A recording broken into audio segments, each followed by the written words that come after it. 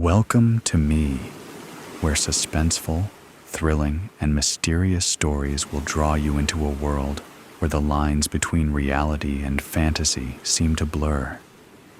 When the night falls, when all the sounds gradually quiet down, leaving only your own heartbeat and breathing, that's when these stories begin.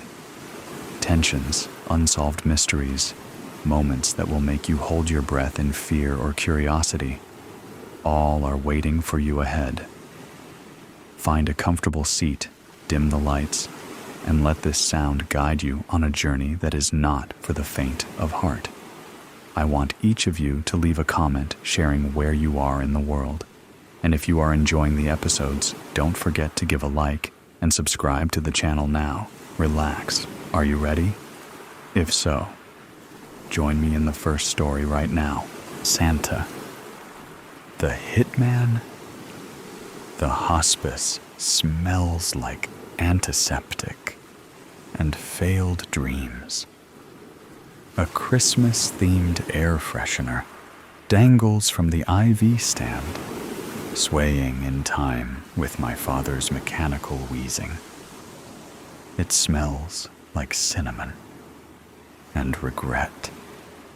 The fluorescent lights hum, drowning out the morphine's slow drip.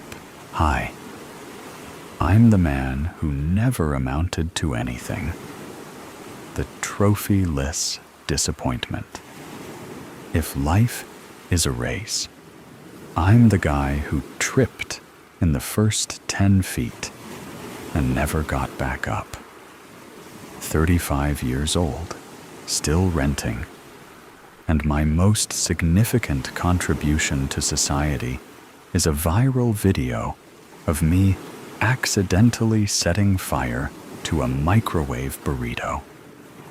That's me, proud owner of a pile of unwashed dishes and a credit score so low it could run for public office. I sit slouched in this corner, watching my dad suck on life like it's a particularly stubborn milkshake. He's enormous. Round face, round belly, round everything. A human snowman, melted into a hospice bed. The kind of guy who built his whole life on being likable.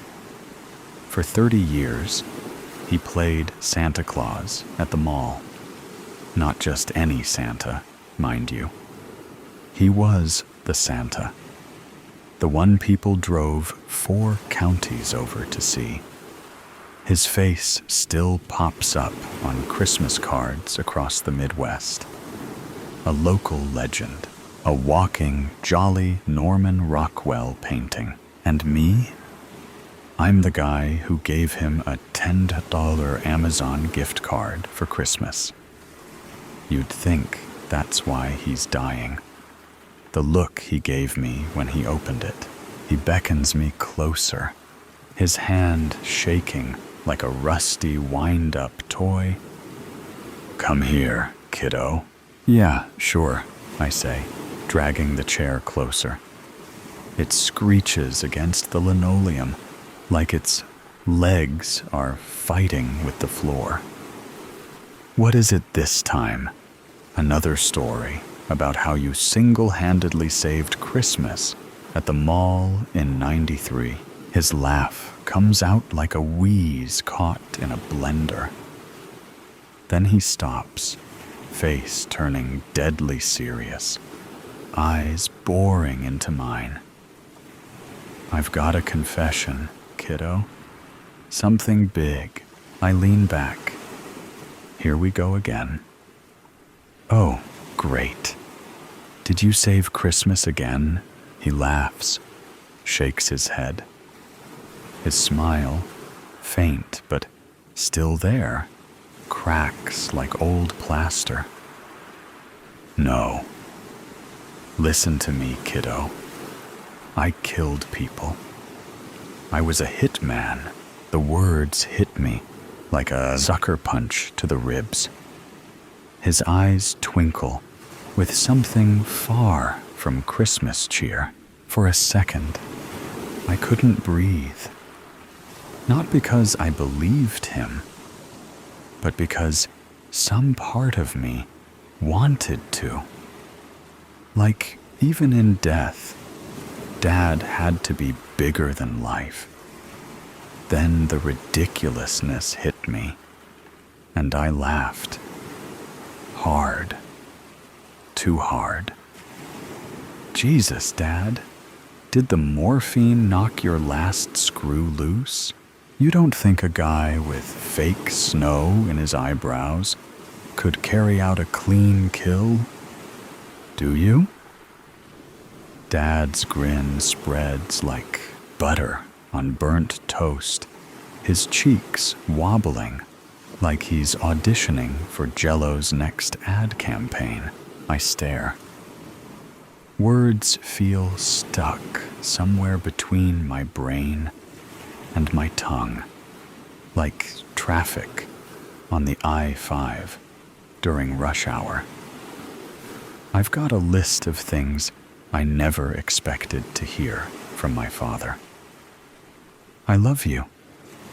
I'm proud of you. There's a secret trust fund hidden in the walls.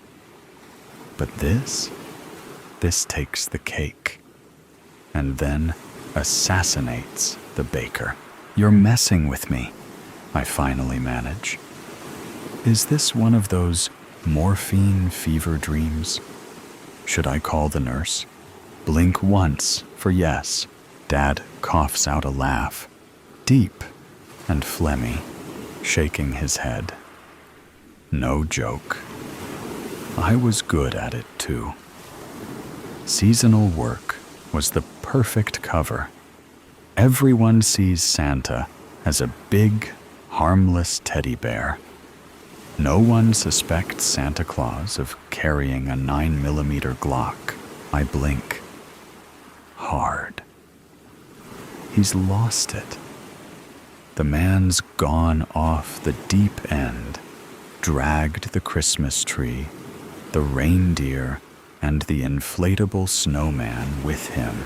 I had a code, he says, his voice dropping to a low rasp, like he's auditioning for The Godfather.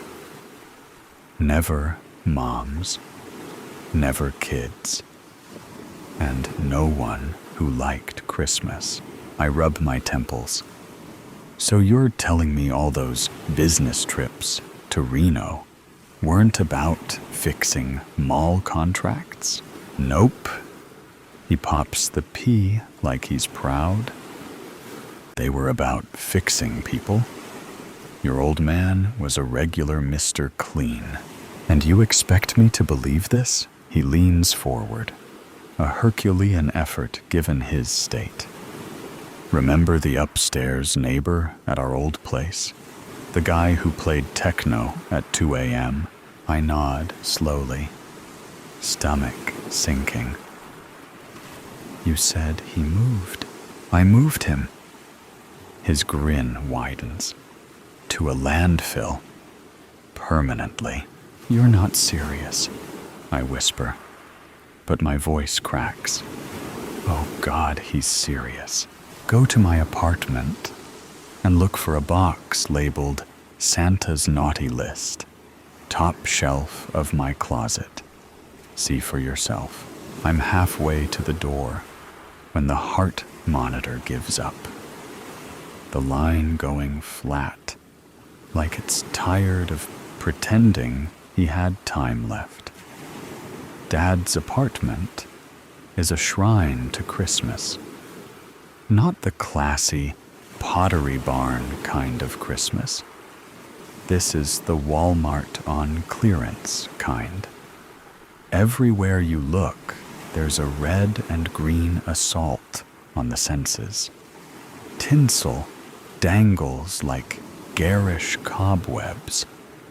A nutcracker army lines the windowsill, their paint chipped like they've been through a war. Fake snow dusts every surface, not sprinkled, but dumped. like he'd been trying to recreate a blizzard indoors. I kick a pile of it near the couch. It puffs up, glittering. The closet, though, that's where things get creepy. Rows of Santa suits hang in perfect order, sorted by decade. The 80s suits are polyester atrocities, faded red like tomato soup left in the sun. The newer ones are lush, rich velvets. There's even a Santa pimp cane leaning in the corner. Because, of course, there is. And the smell? That weird mothball meets candy cane funk. It clings to your clothes, gets in your hair. I'd need 3 showers and a priest to feel clean again. That's when I see it. A box on the top shelf, labeled in Sharpie, Santa's naughty list. My stomach drops. No way that this is real. No way. The box creaks as I pull it down. Years of dust exploding in my face. Inside, the first thing I see is a pair of cracked glasses. Thick, Coke bottle lenses, scratched to hell, still smeared with something. A fingerprint, maybe, or worse. Intrigued, I pick them up gingerly, like they might bite. It had a Christmas gift tag hanging from it, reading, "The neighbor who played ABBA on repeat." Next, there's a gold wedding ring, heavy, engraved with "Forever Denise." This one has tag dangling from it that reads, "Hired by Denise to take care of her abusive, cheating husband." She gave me fresh baked cookies, still warm from the oven, too. The box bulged with trophies, Christmas tags swinging off them like tiny glittery alibis. At the bottom, a mall Santa hat, its white fur trim stiff and crusted with something dark brown. Blood? Hot chocolate? Both? My hand hovers over it, like touching. It might connect me to him, but I jerk back. My heart pounds in my ears. This is insane. This is nuts. This is impressive. Turns out, Dad wasn't just a professional at making kids smile. He was a professional at making people disappear. The thing about secrets is they're sticky. Once you hear one, it clings to you like gum on a shoe, no matter how much you scrape. Dad's confession isn't just sticking, it's metastasizing. The more I think about it, the more I see his life wasn't 2 separate halves. Santa and Hitman, jolly old saint and silent assassin. It's all the same guy. And now, I'm the one holding the bag. He's dead. The town's favorite. Mall. Santa. Gone to that big workshop in the sky. Kids will cry when they hear. Some mom will bring them to the mall next week, hoping to see his stupid, twinkly eyes and hear his gravelly laugh. Instead, they'll get some substitute in a cheap suit, the kind who smells like whiskey and regret.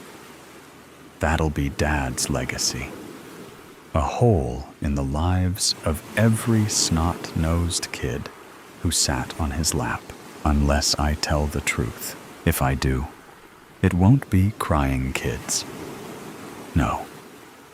The whole town will lose its collective mind. Imagine this headline. Breaking news. Killer. Kringle caught dead. The local paper will have a field day.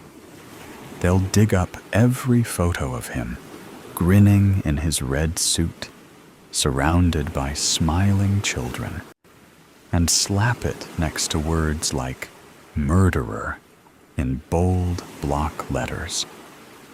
The tabloids will pick it up. Every dumb podcaster with a microphone will start calling him the Silent Santa Slayer. And me? I'll be the idiot who ruined Christmas for the whole town. The funeral smelled like peppermint and formaldehyde. Someone decided Dad's last ride should look like an after-Christmas clearance aisle. Red and white draped the lid, as if trying to sugarcoat the whole thing. And of course, the mall workers showed up in elf hats, because nothing says, "We respect your dead father," like polyester and jingling bells. The service started with a speech from Jerry, the guy who managed the mall. Jerry had a voice like a dying accordion and the charisma of wet cardboard, but he tried. He wasn't just Santa, Jerry said, his words wobbling. He was Christmas. He saved Christmas. Saved it? Like he pulled Christmas from a burning building? You mean he sat in a chair for 8 hours a day while toddlers screamed in his face? Then came the slideshow. Dad with kids. Dad shaking hands. Dad eating cookies that probably came with handwritten death requests. And now it was my turn. I stepped up to the podium, clutching my notes. My palms were slick, my mouth dry. Every eyeball in the room locked onto me like I was the halftime show.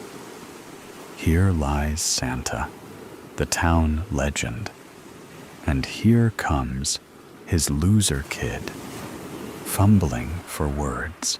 I cleared my throat. Dad was unforgettable, a safe start. Too safe. My hands shook. I glanced down at my notes, then up at the crowd. Their faces blurred. My brain buzzed because, my voice cracked. He was Santa, and a hitman. The room froze. A collective gasp sucked all the air out. Then Jerry laughed. The kind of laugh that makes you wonder if someone's choking. Santa? A hitman? More laughter erupted. Next, you'll tell us Rudolph ran a dip-fighting ring. I blinked. The crowd thought I was joking. Thank God, I faked a chuckle. The kind that burns your throat on the way out. Yeah, I guess he really killed it as Santa, huh? The groans at my pun covered my slip-up, and I pivoted. Hard. But seriously, Dad was the most unforgettable Santa this town ever had. They clapped. Some people wiped tears. And me? I stared at the casket, wondering what was worse, burying the truth with him, or walking around with it, lodged in my head forever. The funeral was barely over when he found me. Grizzled guy in a trench coat. The kind of face that looks like it's been carved out of driftwood. He shook my hand, his grip hard and dry, and said he knew my dad. "Frankie," he said, like I should already know who he was. "An old associate of your dad's." Associate? What kind of associate? Did Santa have a union? A reindeer mafia? "Sorry for your loss," Frankie said, not sounding sorry at all. "Your dad was a legend, one of the best in the biz." "The biz?" I asked, the words tasting like sewer milk. Frankie smirked, like I'd just failed some kind of test. He opened his trench coat, not for a gun or a bomb or a flashing incident, but for a business card. The font was a little too cheerful, a little too Comic Sans for what it said. Kringle and Associates. Holiday solutions for your problems. I stared at it like it might bite me. "This is a joke, right?" Frankie leaned in, breath heavy with something cheap and lethal. "Your dad wasn't the only one," he said, his voice like gravel, rolled in honey. He pulled a candy cane from his pocket, twisting it between his fingers. "Seasonal work. It's got its advantages. Keeps things clean." He paused, watching me, waiting, like there was something I was supposed to say.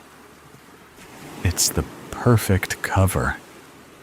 Frankie smiled, teeth yellowed like a dog just pissed in the snow. He straightened up, sliding his hands into his coat.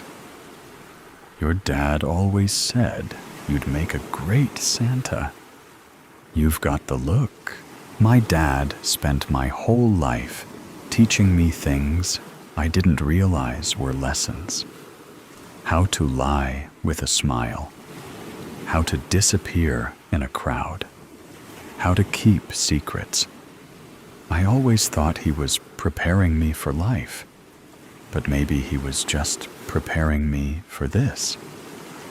Frankie's words hung in the air like cigarette smoke, clinging to my skin. I opened my mouth, but nothing came out. Frankie tipped an imaginary hat and walked away, disappearing into the kind of fog that makes you doubt he was ever really there. I looked at the card again, the words staring back like a dare. Kringle and Associates. Dad always said to find a job that suits you. But some jobs find you. In the distance, I heard bells, maybe wind chimes, maybe the Salvation Army guy packing up. Who knows? What I do know is that I hate kids. I love cookies, and I could probably pull off the beard. The above story ends, but the suspense and thrill have never stopped. Right here is another equally interesting story. Please continue listening. Just another dead girl. Underwater. Trigger warning. Implications of death, violence, and sexual harassment. By the time the fisherman finds me, I will have been dead for 33 hours, 6 minutes, and 29 seconds. 18 hours since the police declared me missing. 15 hours since Zoe told my biology teacher that my tent was empty, that I hadn't returned from the party we'd snuck out to the night before. Careful, quiet, every twig a possible snitch. It was exhilarating, our hearts pounding, the smell of pine and seaweed thick in the air, and the moon a perfectly curved sickle. Zoe held my sweaty hand and didn't let go until we'd passed the tents and joined the others by the lake. The music on someone's phone was turned down just low enough for us to make out Billie Eilish's raspy voice. One of the guys offered us a beer, kept cool in the pitch-black, lurking water. I remember thinking I couldn't tell where the lake ended and the forest began. The first article, published by a local newspaper, reads, "Promising high school student missing after night swim in lake." Shortly after, the Water Rescue Service and Fire Brigade take over the search. Dogs comb the area, their noses trailing through the damp earth. A human chain forms, people moving slowly through the woods, eyes scanning for any sign of me. Even a helicopter hovers overhead, its whirring blades slicing through the heavy, charged air. The search drags on for hours, stretching into the twilight. Yet the woods remain silent. The police begin to ask questions. When was she last seen? What was she wearing? Had she been drinking? Did she seem out of character? Angry? Sad? Suicidal? No, no, and no. She was singing. She was dancing. She seemed happy. When the fisherman finds my body, miles away from where I was last seen, certainty sets in. The autopsy reveals a hematoma on my head and purple spots behind my ears. The coroners examine the water in my lungs and confirm that I wasn't dead before entering the water. I died by drowning. My classmates are questioned again. Zoe claims to have left early, while I stayed behind with her twin brother, Tom, who has been in love with me since middle school. Tom's behavior strikes the police as odd. He insists he barely spoke to me, despite people seeing us leave the party together for a few minutes.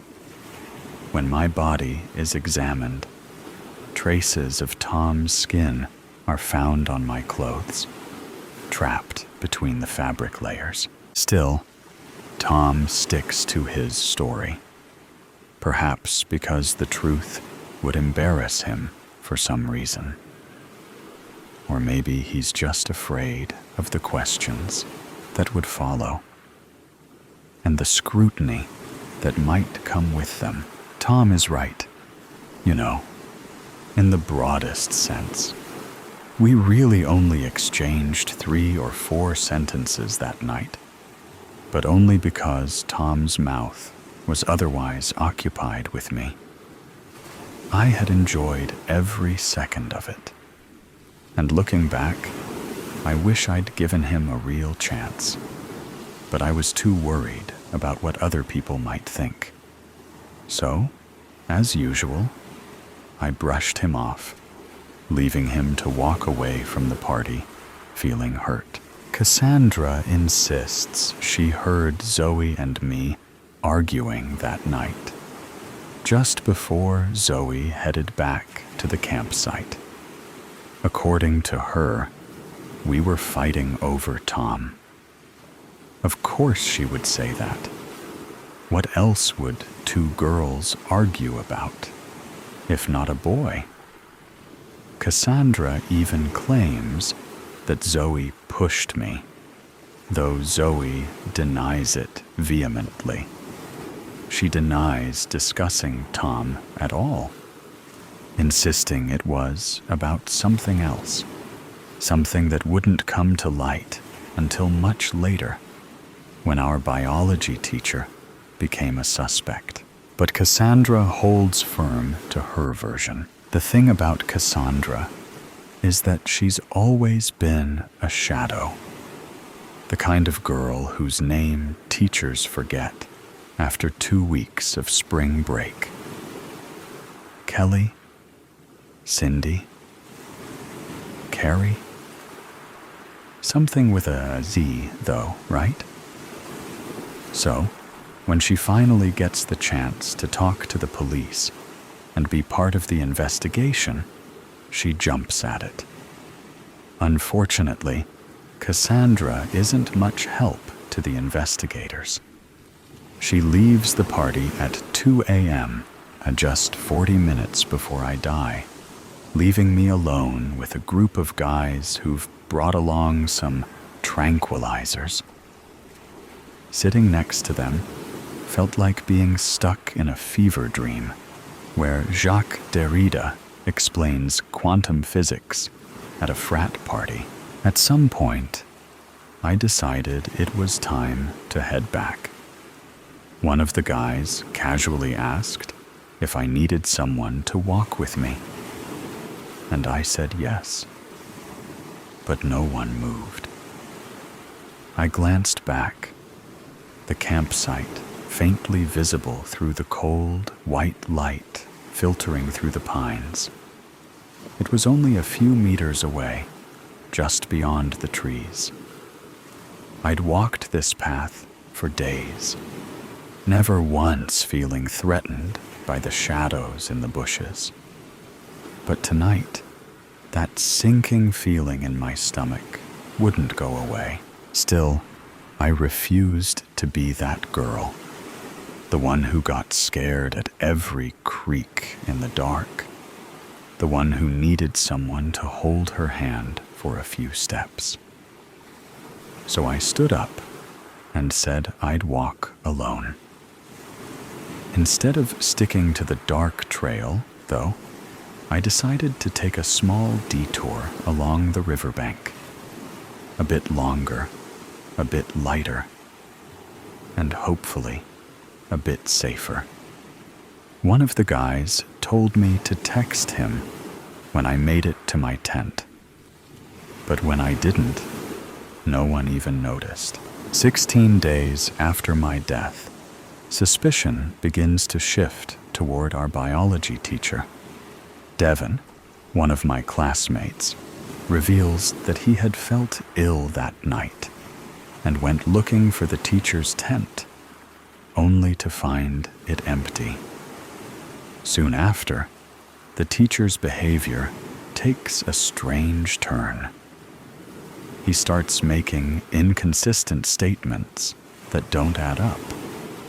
One day, he calls Zoe into his office after class, where he insists that his earlier proposal to her before the trip had been nothing but a joke. She understood that, right? It was sarcasm, he says, claiming that what he really meant was that if she wanted to improve her grades, she should consider attending a tutoring service. And this is where Cassandra steps in for the final time. She confesses that she visited our biology teacher after the party, and that they went to the boathouse, where, according to her, nothing bad happened. He was just there for me. The biology teacher is immediately suspended, but the case against him has nothing to do with mine, as Cassandra's alibi clears him. Meanwhile, the suspicions surrounding Zoe and Tom are too weak to pursue. My case remains unsolved, and eventually people begin to accept the idea that it was just a tragic accident, that I must have hit my head when I jumped into the water.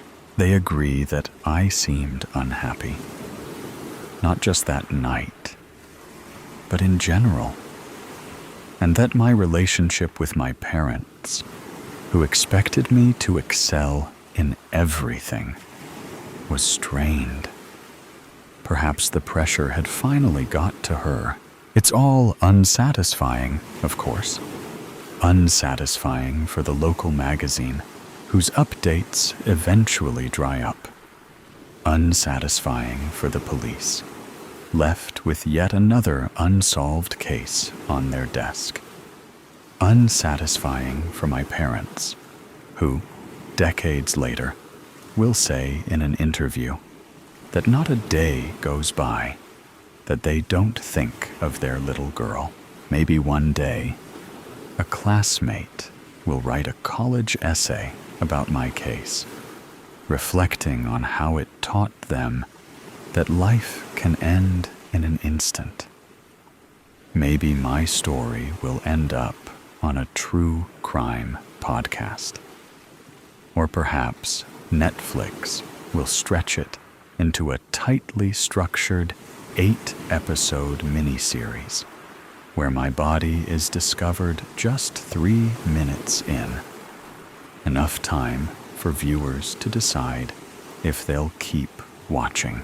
Or maybe none of this happens, and I'll fade away like countless other women who are silenced every day simply for being born the wrong sex. It doesn't matter who profits from my story. It doesn't even matter if they eventually find the 2 men I crossed paths with on my way back to the campsite in the wrong place at the wrong time. None of this matters, because in the end, I'm just another dead girl underwater. Let's continue with the next no less thrilling stories. Venus, buried. The girl in the graveyard is your best friend, so you take her home. The night is a bruise between you, a blotch of rogue in the passenger window, the color of fruit left out to fester. The body pries at her seatbelt, a finger, then 2. The radio echoes static. The body shuffles in her seat. You study the face, the similar slice of jaw, the nose humped from where a baseball had hit her at 12, just slightly off-center. The skin like a rain-licked plastic bag, the stink of musk and sulfur. You want to look away, but you cannot. She's so beautiful, even like this. Your headlights rake warbled slits through the dirt road, a yellow like jaundice. Your hands are stiff from the cold, your lips cracked. The girl beside you is dead, and you are bringing her home. 4 days ago, you'd stepped into a hardware store and emerged with a shovel sturdy enough to lift a life on. 4 days, you'd spent digging dirt in your own backyard yard until loam muddied under your fingernails and erratic holes split garden beds like the mouths of greedy beasts. Until you could sift through soil with your eyes closed, with a hand bound. 4 nights you had laid in your bed, staring at the pockmarked ceiling, wondering what it felt like to burn alive. Now, The shovel beats dull against the skin of your trunk, your hands gripping the steering wheel like a throat you're trying to silence. The body turns, dawn bleaching the salmon gray of her skin. The left eye slips from its socket, and she pushes it back in with the heel of her hand. She smiles, head lolling like a marionette's. "Sorry, baby." Her voice comes out strained. "I wasn't expecting company. I'm sure you understand." In a sickle of citrus moonlight, Adeline Marcus smiles up at you with shell-pale gums. Adeline Marcus died on the 31st of October and was buried a week later, the date on her gravestone a month shy of her 18th birthday. In the court, the boys would claim it was an accident, that they didn't know she was inside. For better or worse, you believe them. The fingers striking out matchboxes, the beer cans constellating the sidewalk. A prank gone too far, the wrong place, the wrong time. It doesn't have to be on purpose. She didn't have to be home. The coroner ruled it suffocation. But all you can imagine is flame like a stiff palm, striking over and over. Adeline had crawled from the mouth of the home on her hands and knees. She was dead by the time she reached the pavement, her Sunday dress singed up to her knees. The dress you knew well enough. Either way, the boys were left with 25 to life, and the Marcas were left with a dead daughter, a ring of ash like chalk on the pavement. You were left with a misplaced guilt, like hunger, a guilt like an Ouroboros, choking on the tail, swallowing the head, eating yourself alive and being unable to stop, even as it consumes you. Because this wasn't the sort of thing that happened to good people. You watch water curl down your shower drain, carrying with it mortuary makeup, kaleidoscopic insects, and jasmine bubbles. Strings of dirt stretched out like sinew. The body's head rests on her knees, vertebrae needling through her back like a line of molars. The electric lights wash her green, dark veins rooted under brittle skin. She turns her face to the showerhead and picks at the powdery sediment under her fingernails.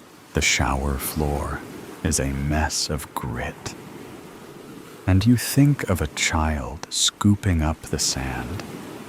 You turn the heat up until it scalds and scrub mildew from the base of the shower door. You think, if you can only get everything clean, everything will be all right. She turns her head and looks at you through eyes obscured by glass paneling. She says, "It's not as bad as all that." I don't even think I felt a thing, but she says it through lips the color of spoiled plums, so the sentiment doesn't ring true. You lift threadbare towels from the bottoms of your linen closet.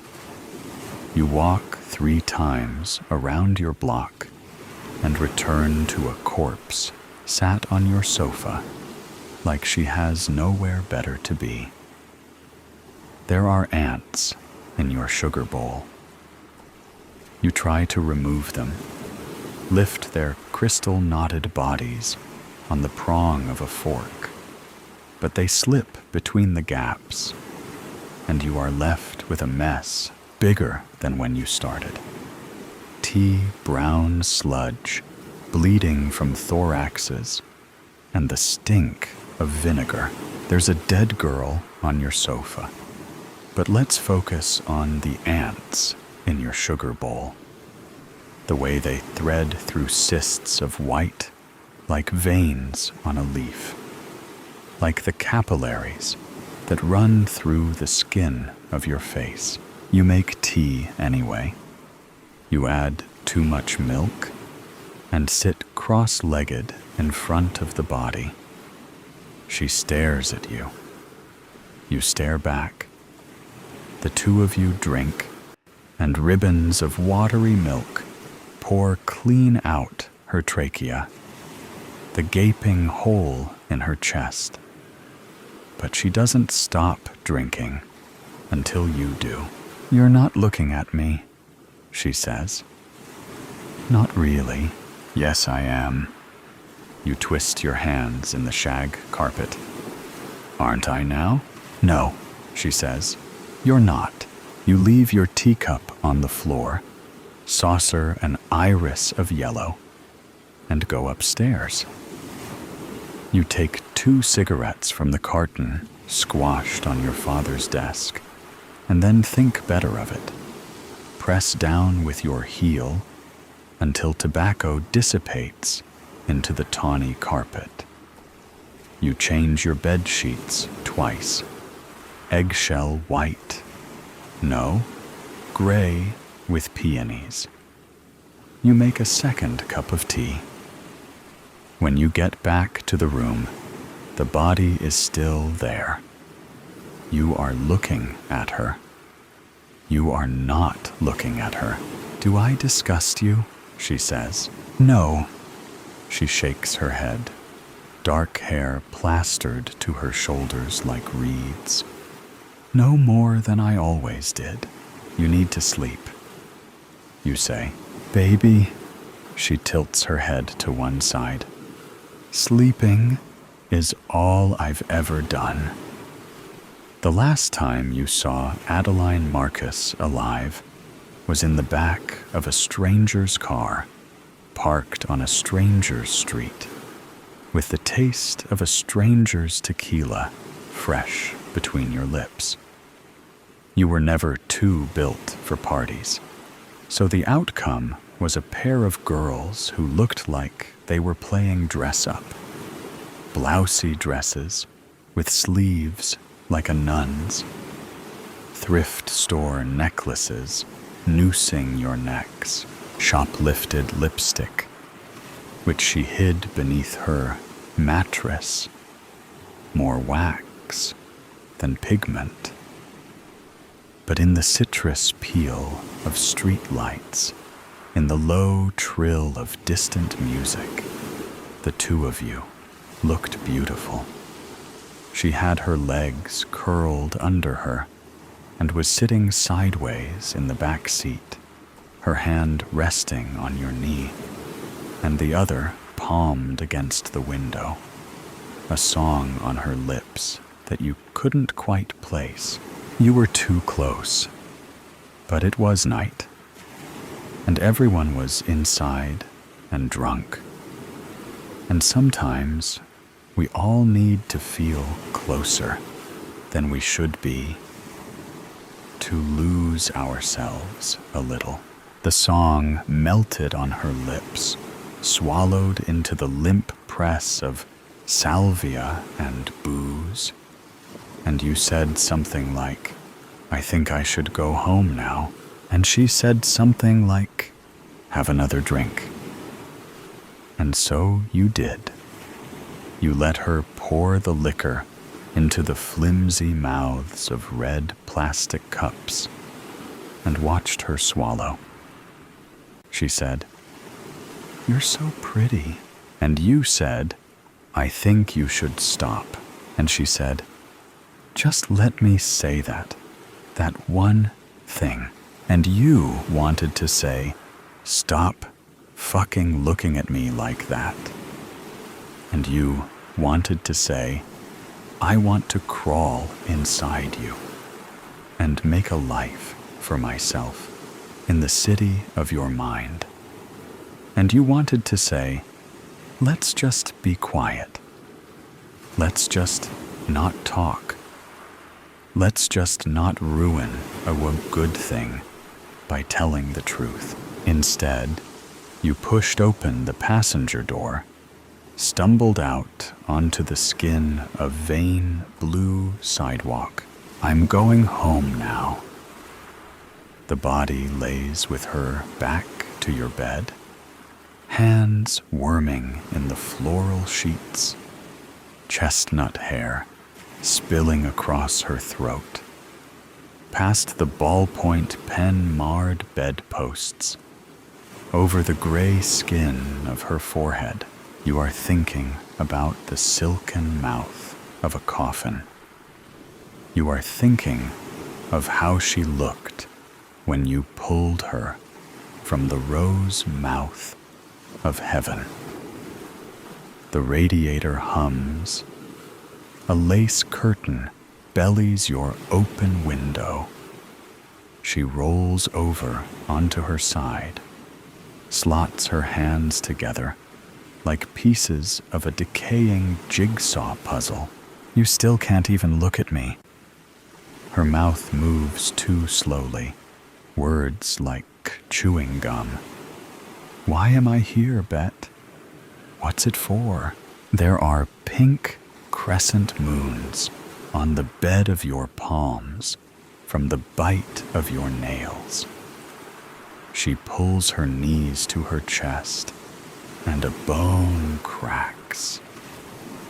She pulls her knees to her chest, and a molar tumbles from between her keyhole lips. You can only love me when I'm not here. You can only love me when there's nothing left to love. You press your cheek to the cool spread of linen beside her. You listen to the steady beat of your heart, the way you can feel it in your fingertips, entirely singular. Don't tell anyone. You say, did you want it to die with me, Beta? She shifts, and her hair falls against the nape of your neck. Were you glad it was silenced? Don't tell anyone. You say again. She sighs, lays herself back down, so you're face to face. Crooked nose, eye pulling from its socket. The onset of gray-green decay wreathing her jaw. The smell of soil and rot and cicada-heavy nighttime. Who could I tell? She brushes your hand. I'm not really here. And suddenly, you can imagine it is your fists splitting beer cans in two, like overripe fruit. It is your fingers on the matchbox, your fingers striking out. But you both know the house would still be on fire. And you both know you'd leave alone. You take her hand. You put your face in the crook of her neck and beg forgiveness from a ghost. And the next story will be told right away. Please listen carefully. Witness to my own funeral.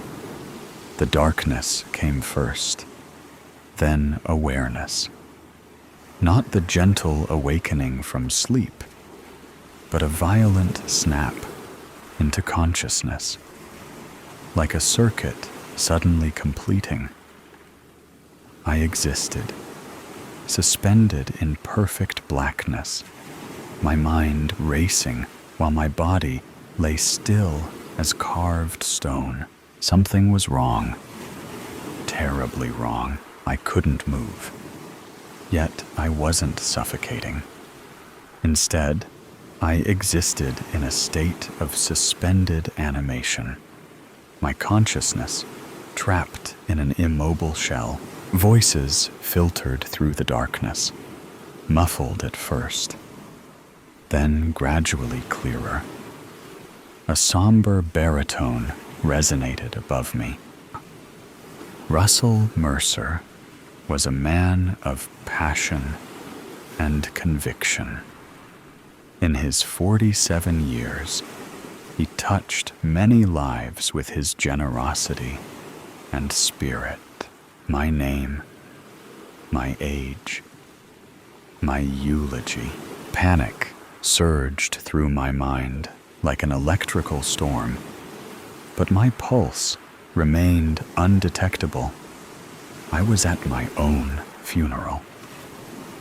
The realization crystallized with horrifying clarity. I was presumed dead, yet fully, agonizingly aware. The air around me was heavy with the mingled scents of lilies and formaldehyde. The polished wood of what I now understood to be my coffin felt cold against my back, even through the suit I'd been dressed in. My final suit, chosen without my consent. He leaves behind his loving wife, Margaret, and his daughter, Emily, both of whom he cherished above all else. Margaret. Her face appeared in my mind, soft brown eyes that crinkled at the corners when she smiled, chestnut hair that caught the light, slender fingers that had touched my face just days ago. Or had it been longer? Time had become fluid, unreliable. I strained against my paralysis, willing just one finger to twitch, one eyelid to flutter. Nothing. My body remained a prison of flesh, unresponsive to my desperate commands. As the prayer ended, footsteps approached. The coffin creaked slightly as someone leaned over it. A drop of moisture, a tear, fell onto my cheek and slid down to my ear. I couldn't even flinch at the sensation. "Oh, Russell." Margaret's voice choked with emotion. "I'll miss you so much." Her words should have comforted me. Instead, they sent a chill through my paralyzed form. Something in her tone, some subtle note beneath the grief, registered as wrong, like an instrument slightly out of tune, not enough for most to notice, but jarring to those who knew the true sound.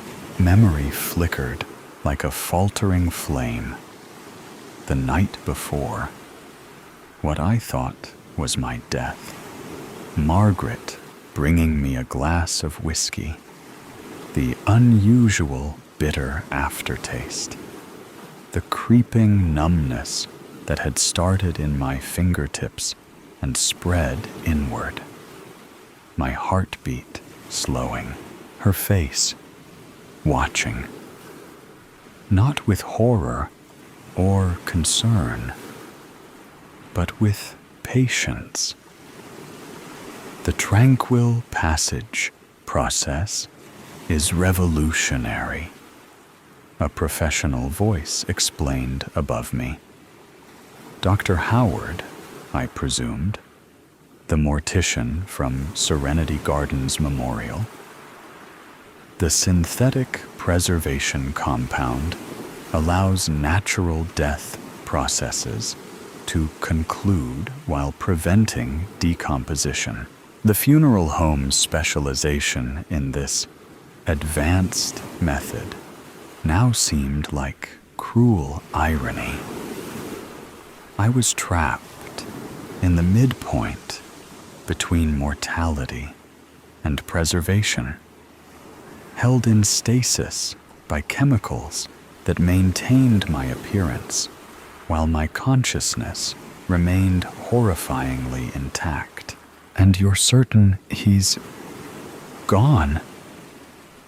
Emily's voice. My daughter. 24 years old, analytical like me, suspicious of convenient truths. Even in my state, pride flickered within me at her questioning tone.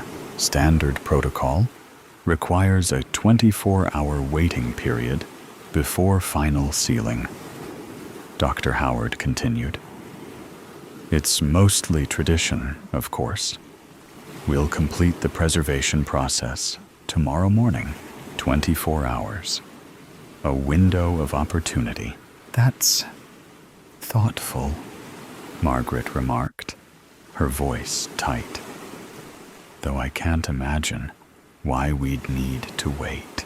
The scent of her perfume, vanilla and amber, drifted over me as she leaned closer to the coffin. I felt her fingers brush against mine, a feather-light touch that arranged my hands more perfectly over my chest. The law requires it, Dr. Howard replied, his tone professionally neutral. State regulations for the tranquil passage method are quite specific.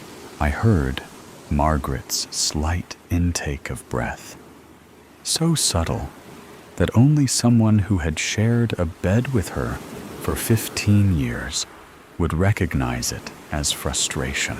The paralysis from the tetrodotoxin. I was certain now that's what she had used. Left me unable even to regulate my awareness. I couldn't sleep, couldn't drift into unconsciousness to escape this nightmare. I could only think, remember, and realize with growing horror what had happened.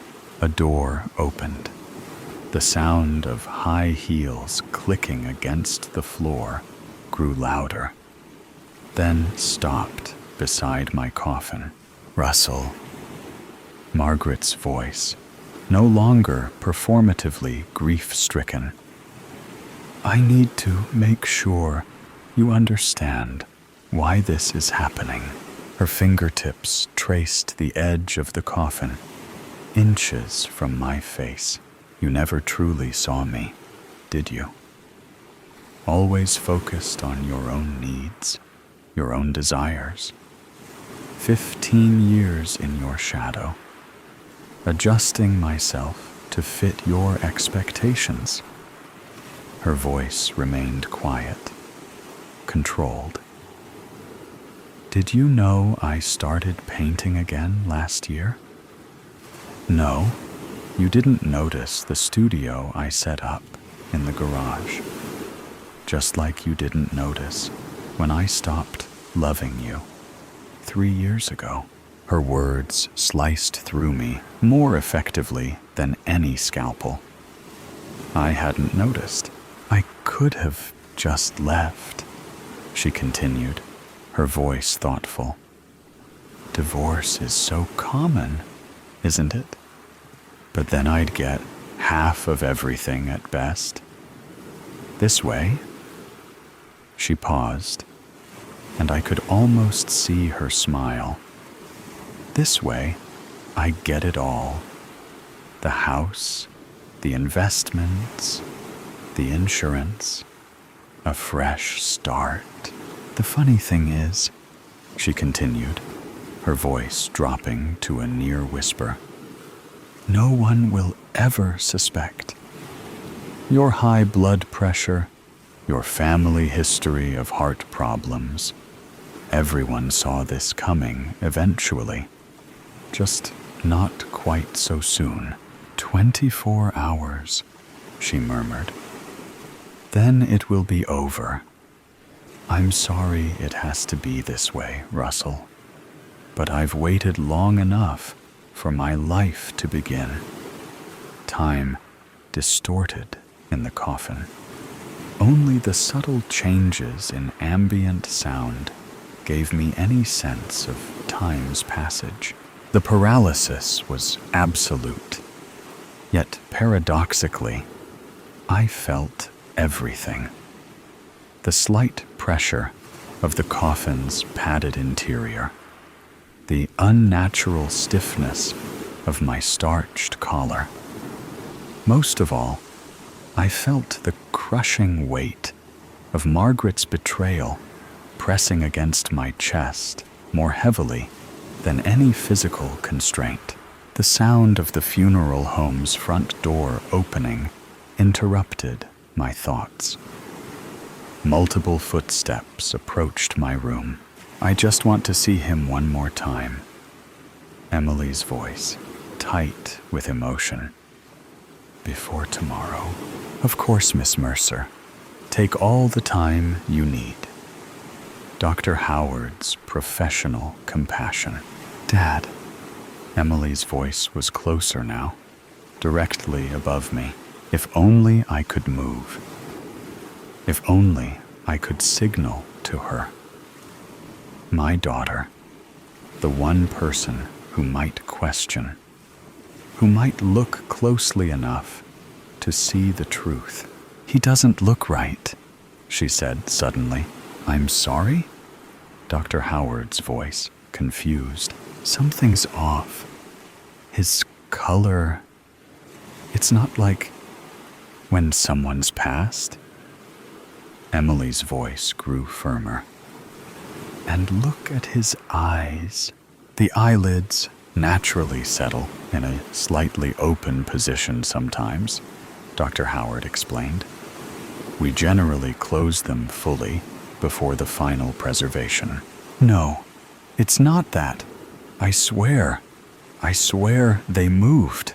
My consciousness surged at her words. Yes, Emily. Look closer, Miss Mercer." Dr. Howard's voice was gentle but firm. "I understand this is incredibly difficult. Many people experience these moments, seeing what they wish to see." "I'm not imagining it," Emily insisted. "Something's wrong. Dad had this thing about being buried alive. It was like a phobia for him. He made me promise I'd always check, always be sure." She was right. After reading Poe as a teenager, I'd developed an irrational fear of premature burial.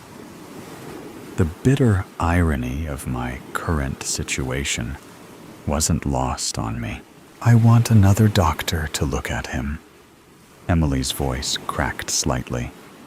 "Please, just to be sure." "That would be unusual," Dr. Howard said carefully, "but not impossible.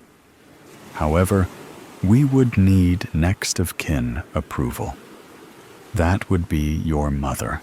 "Then call her," Emily said. "Call her right now." The sound of a phone being dialed. Rings echoed through the quiet room. "Margaret Mercer." My wife's voice, slightly surprised. After brief explanations, Margaret's voice acquired a careful neutrality. "Emily," she finally said, softly chiding. "You're traumatized. We all are. But this isn't healthy." "Mom, please." "Dr. Howard," Margaret interrupted. "Is there any medical reason to believe my husband isn't deceased?" "No, Mrs. Mercer. All standard protocols were followed." "Then I think we need to accept reality and allow the grieving process to proceed naturally." The call ended.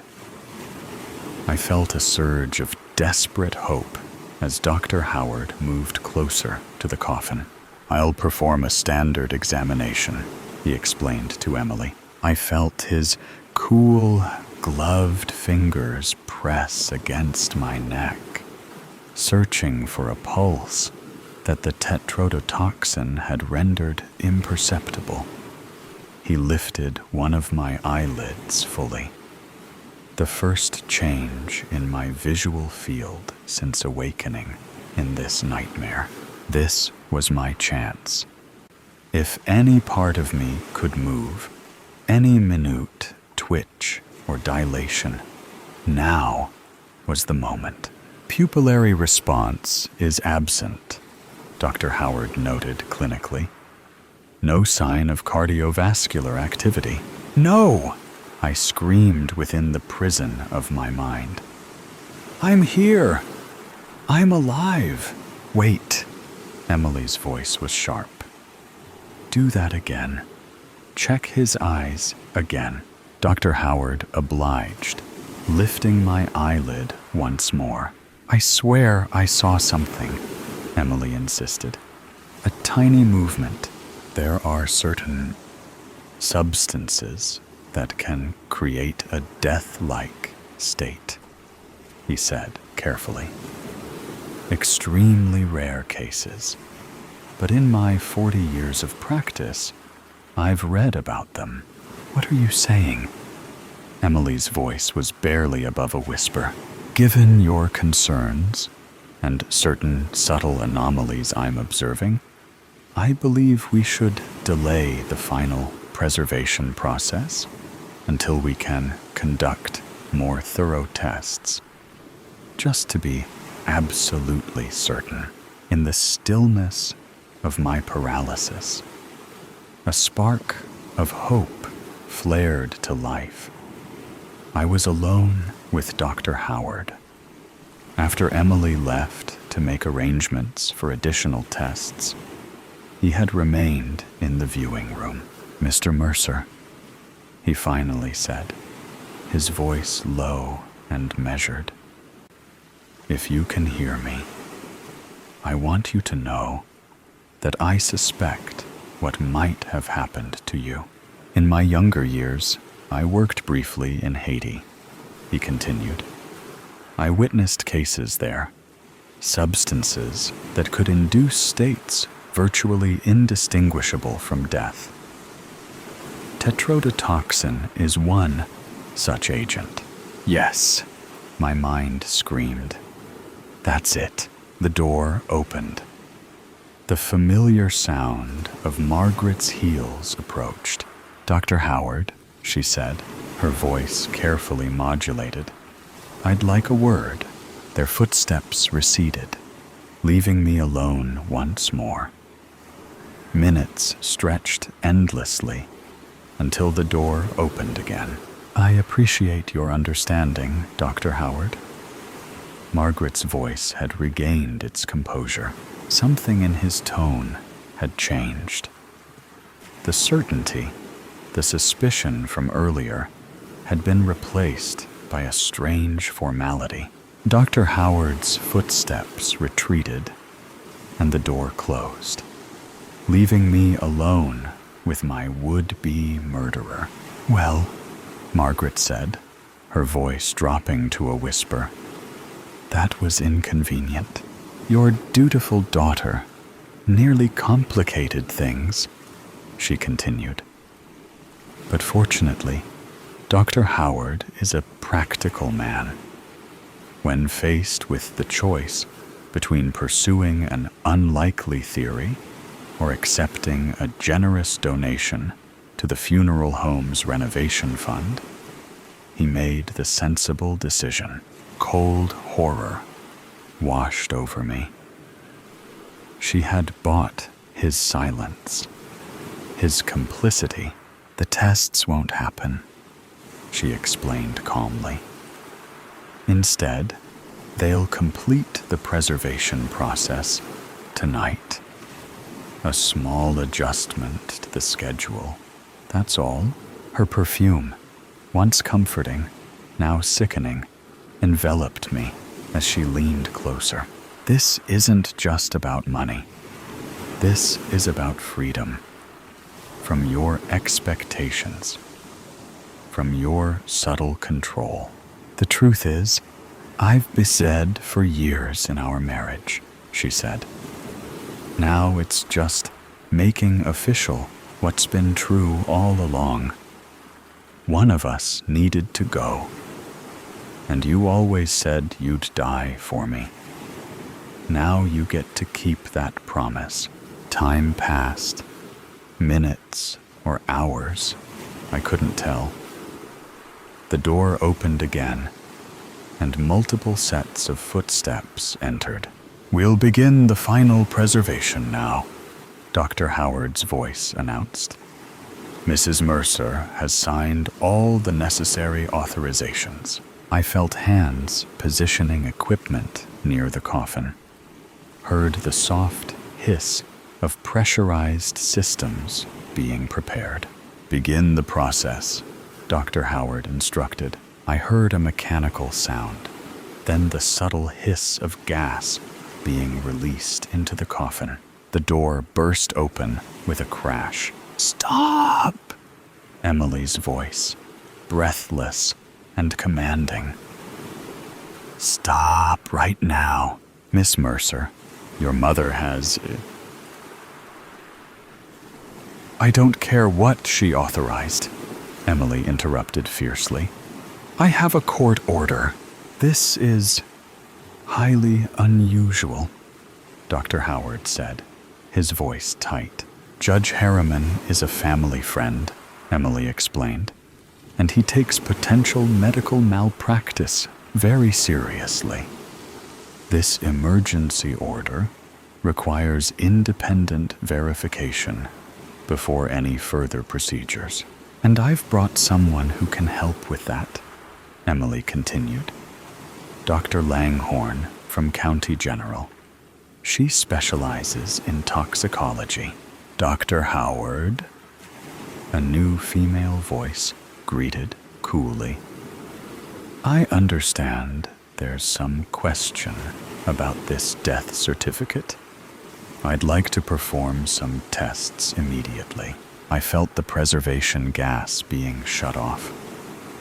Hands moved around me, unfastening something near the coffin's edge. I'm drawing blood for immediate analysis, Dr. Langhorne explained. And I'm administering a counteragent that will neutralize certain paralytic toxins if present. Something cold entered my veins. The sensation, the first active feeling beyond passive awareness since this nightmare began, was shockingly intense. Hands moved over me, clinical and thorough. Fingers pressed against my neck, lifted my eyelids, checked my reflexes. Interesting, Dr. Langhorne murmured. Very interesting. And then, a miracle. The slightest twitch in my index finger, imperceptible to anyone not watching for it, but to me, it was an earthquake, a revolution, a resurrection. There, Emily's voice, triumphant. His finger moved. I saw it.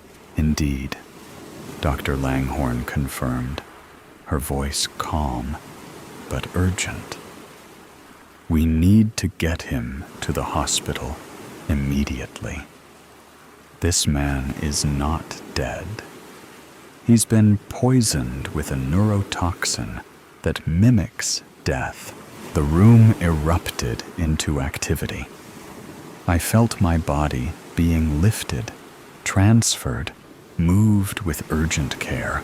Someone should inform Mrs. Mercer, Dr. Howard suggested, his voice strained.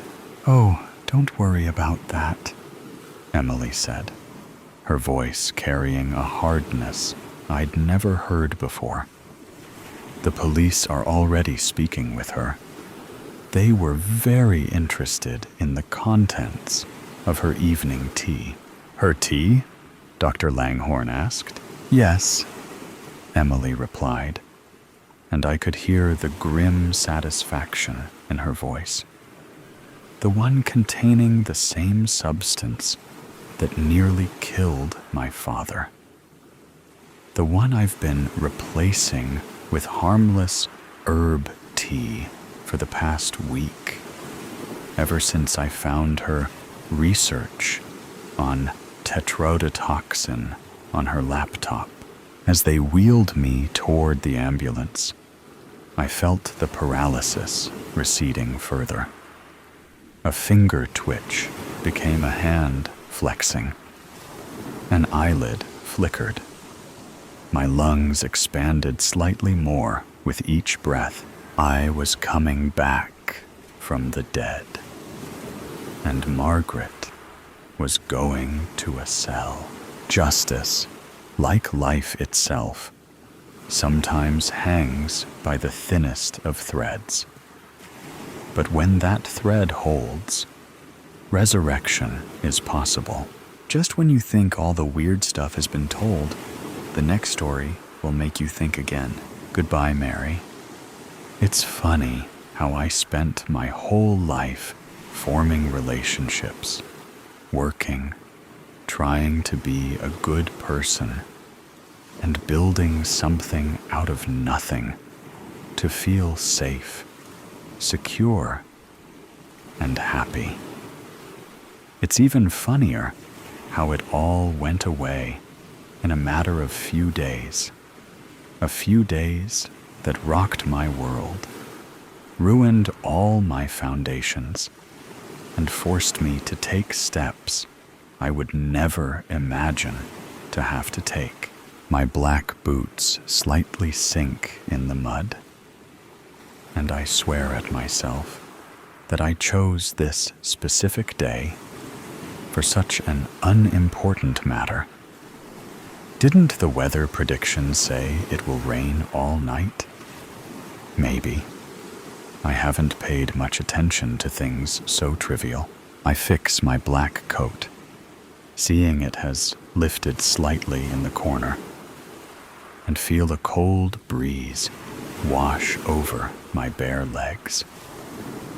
I should have worn leggings or at least tights, but I couldn't find any black ones.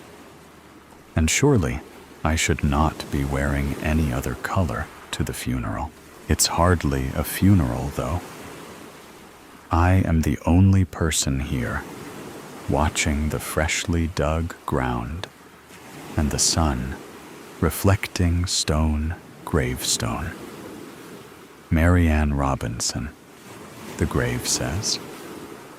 Her date of birth and death are also engraved, but no other message, like others have.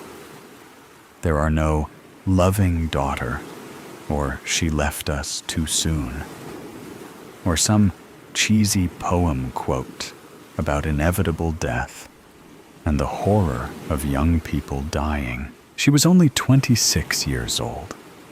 It definitely is too young to die. She's had her whole life ahead of her.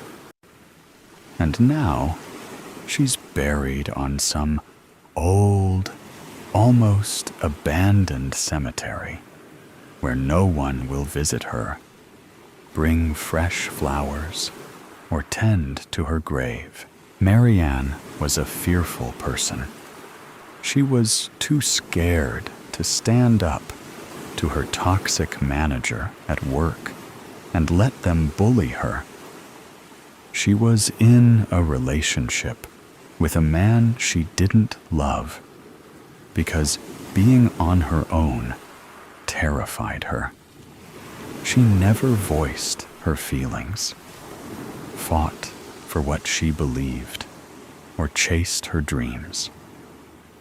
She was living an anxious life and never tried to change it. I sit down at the bench just a couple of steps away from the grave, and I keep looking at the stone as if it is going to speak to me, give me some words of comfort or reassurance. But nothing comes my way except the cold wind a not very warm sun flashing my eyes. I take a deep breath and put my hands on my knees. You had it coming, I almost whisper, not wanting for my words to be stolen by the wind and scattered across the land. You very damn well had it coming, and you know it. Saying it doesn't ease my hurt. If anything, it makes me more angry. Because it is true. You should have quit it when you had a chance. It is too late now, I guess. I take another deep breath, trying to calm down my emotions. The sun hides behind the miserable clouds, and the windy breeze feels even colder now. My whole body shivers in response, and muscles tense up. A mostly cloudy and cold day is a perfect setting for funeral. Makes it easier to leave the graves behind and dive into the warmth of a car or a house. But not me. I can't leave just yet. Not until I finish what I started. Marianne lived in a belief that if she consciously stayed out of trouble and allowed people to walk all over her, she would be at peace. It worked for a while. The problems didn't seem like problems back then. She forgave everyone who hurt her, never questioned anyone's actions or motives, agreed to everything she was thrown at. It was the ultimate goal, wasn't it? Until it stopped working. The trouble came looking for her, and she couldn't keep it away, regardless of how hard she tried. That was the first time she fought back, stood her ground, and followed her beliefs. It wasn't enough. It was never going to be enough. And now, she's stuck in this endless loop of bad decisions she can never make right. And it still hurts me to know that Marianne will never be fully free. I glance at my purse that I placed next to me on the bench and swallow hard, feeling my anxiety rise once again. It has to be done. I remind myself, hoping it will bring me some courage. It doesn't, but it was worth a try. It has been a while since that information has been dropped on me, and the steps I need to take been explained. I have had enough time to process and digest everything, yet I'm still worried. It is an incredibly serious situation, and I cannot predict how this will affect me in the future. Yet I have no choice. The worst thing has already happened. Now, I just have to keep covering my tracks to stay hidden, stay a shadow that no one can catch. And killing Marianne Robinson was the first step. I reach for my bag, take out her passport, and a small, handheld shovel. The top corner of the passport is already snipped off, as per the instructions from the government received when I registered Mary's death. The next steps seem easy to make, but yet feel the hardest. They feel final, as if killing someone is not final enough.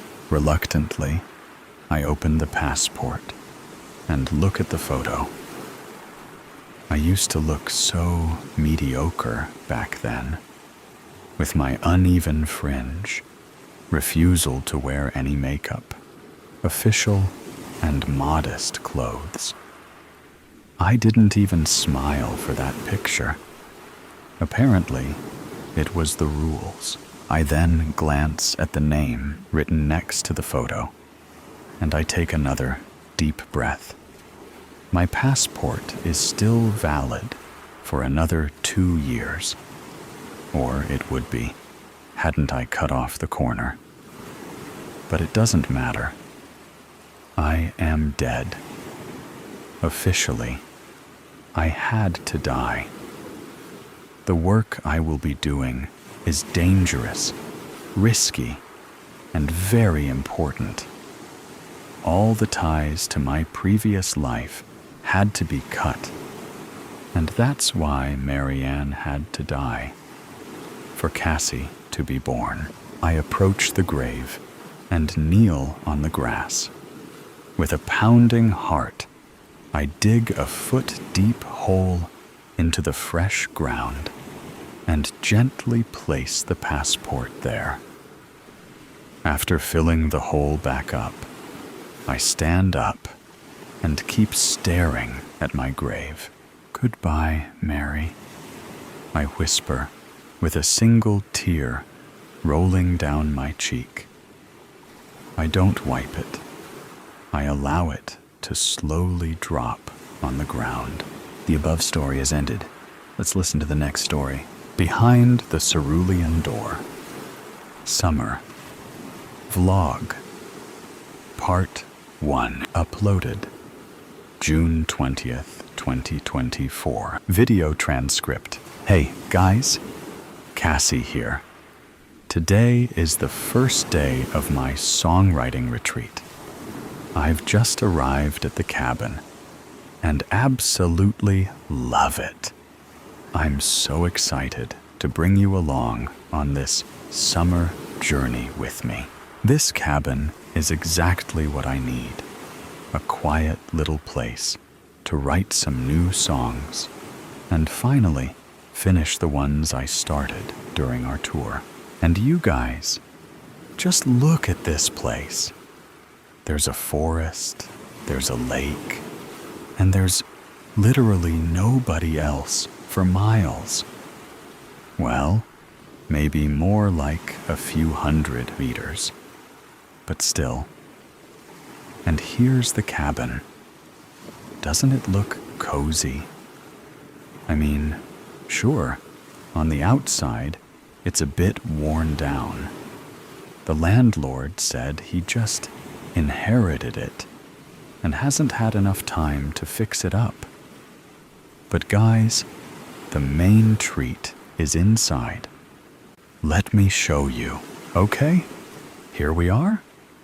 I love this rustic wood paneling and the floors.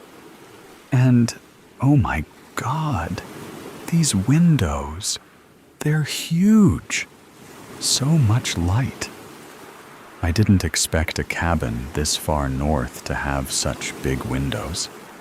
But I guess the original owners mostly used it in the summer. Though there's a really lovely fireplace too. But I have no idea if it still works. And drum roll, please. Here's the star of this humble abode. This old, trusty, upright piano. You guys, I'm so happy I found a cabin with a piano. There's just something special about writing music on a real acoustic instrument. It feels so much better than any electronic keyboard. It's like the older the instrument is, the more stories it has to tell, you know? But I did bring my portable MIDI keyboard, just in case. This piano is probably way out of tune, but I'll try to fix it. I think I'm gonna set up my laptop right here on this coffee table so I can put some mics near the piano and record my songwriting sessions. Now, here's a small kitchen area. There's running water and everything, and I've already stocked the fridge. Gosh, these windows. Can you imagine how nice it's gonna be to make a cup of coffee in the morning and just sit here looking at the lake? Anyway, let's get on with the tour. Over here, we've got a door to what I'm guessing is a storage room, or maybe a shed? Not sure. But look at this color. What do you call it? Teal? Or cerulean, maybe? We should totally paint our studio back home this color. I really like it. But in any case, it's locked. The landlord said he doesn't even have a key, so I guess we have a little mystery on our hands. Okay, and here's the bedroom. Not much space here, and I can barely stand straight in this corner, but it's so cozy. Kinda like a hobbit hole. I've started unpacking already. Sorry for the mess. Now, let's go check out the lake. Oh my gosh. It smells amazing out here. I wish you guys could smell it through the screen. It's like pine trees, fresh grass, and a cool breeze from the lake. And listen, can you hear the birds? Not sure if the camera mic is picking it up, but I hope you can. I know I'm gonna spend so much time down here, drawing inspiration from nature. Anyway, I'm gonna settle in now, play some piano, well, maybe try tuning it first, and I'll check in with you guys soon. The reception here is kinda spotty, but I'll do my best to post regularly. See you soon. Bye. Summer Vlog Part 2 uploaded June 21st, 2024. Video transcript. Hey guys. So, it's my second day at the cabin. Last night, I stayed up way too late working on a new song.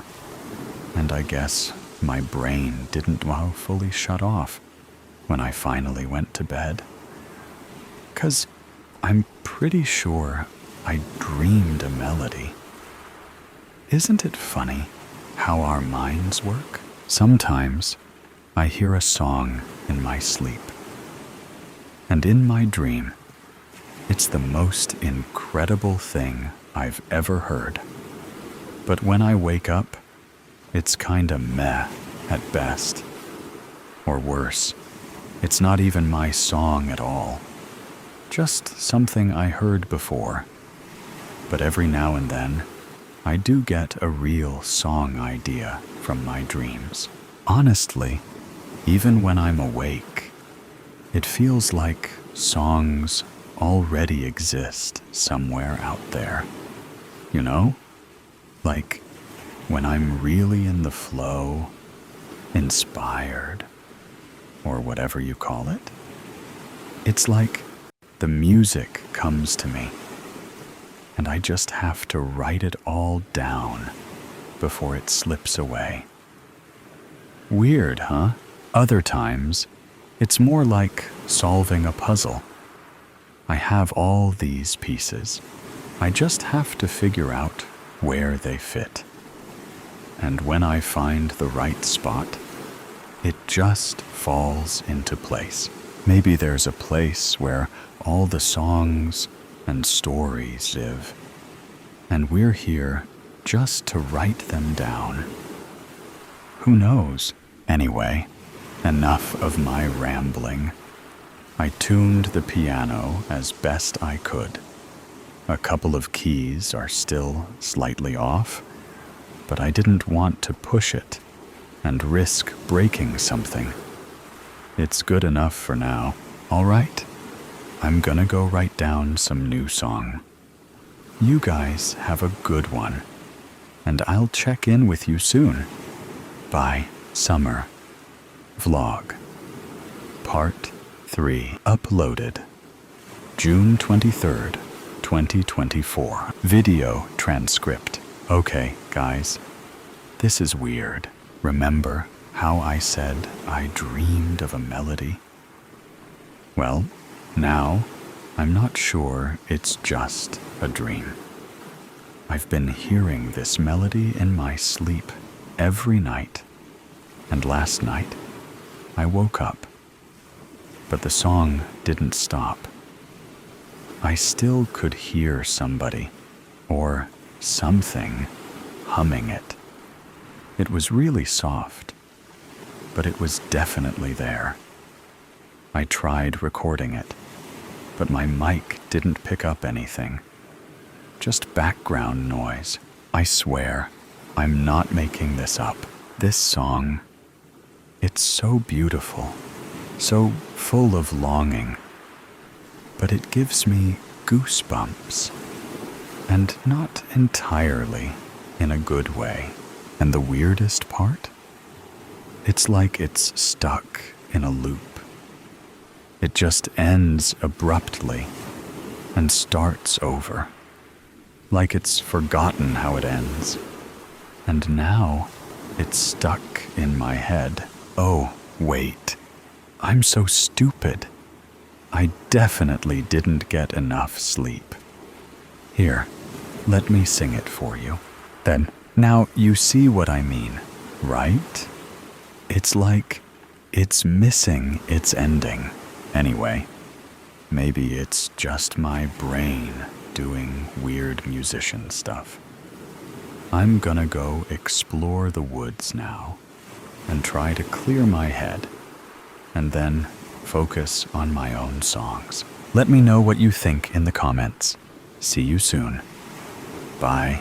Summer Vlog Part 4 uploaded June 25th, 2024. Video transcript. Hey guys, sorry for this shaky, on-the-go vlog, but I just found out something, and I have to share it with you. So, today, I went into town to get some supplies, and I ended up chatting with this old guy at the shop. When I mentioned I was staying at the lakeside cabin, his whole face changed. Like, he actually looked disturbed. He told me that about 30 years ago, another musician rented the same cabin. He thinks his name was Daniel or David, something like that. And he just vanished. I have to find out more about this missing musician. I'm gonna hit the local library tomorrow and see what I can dig up.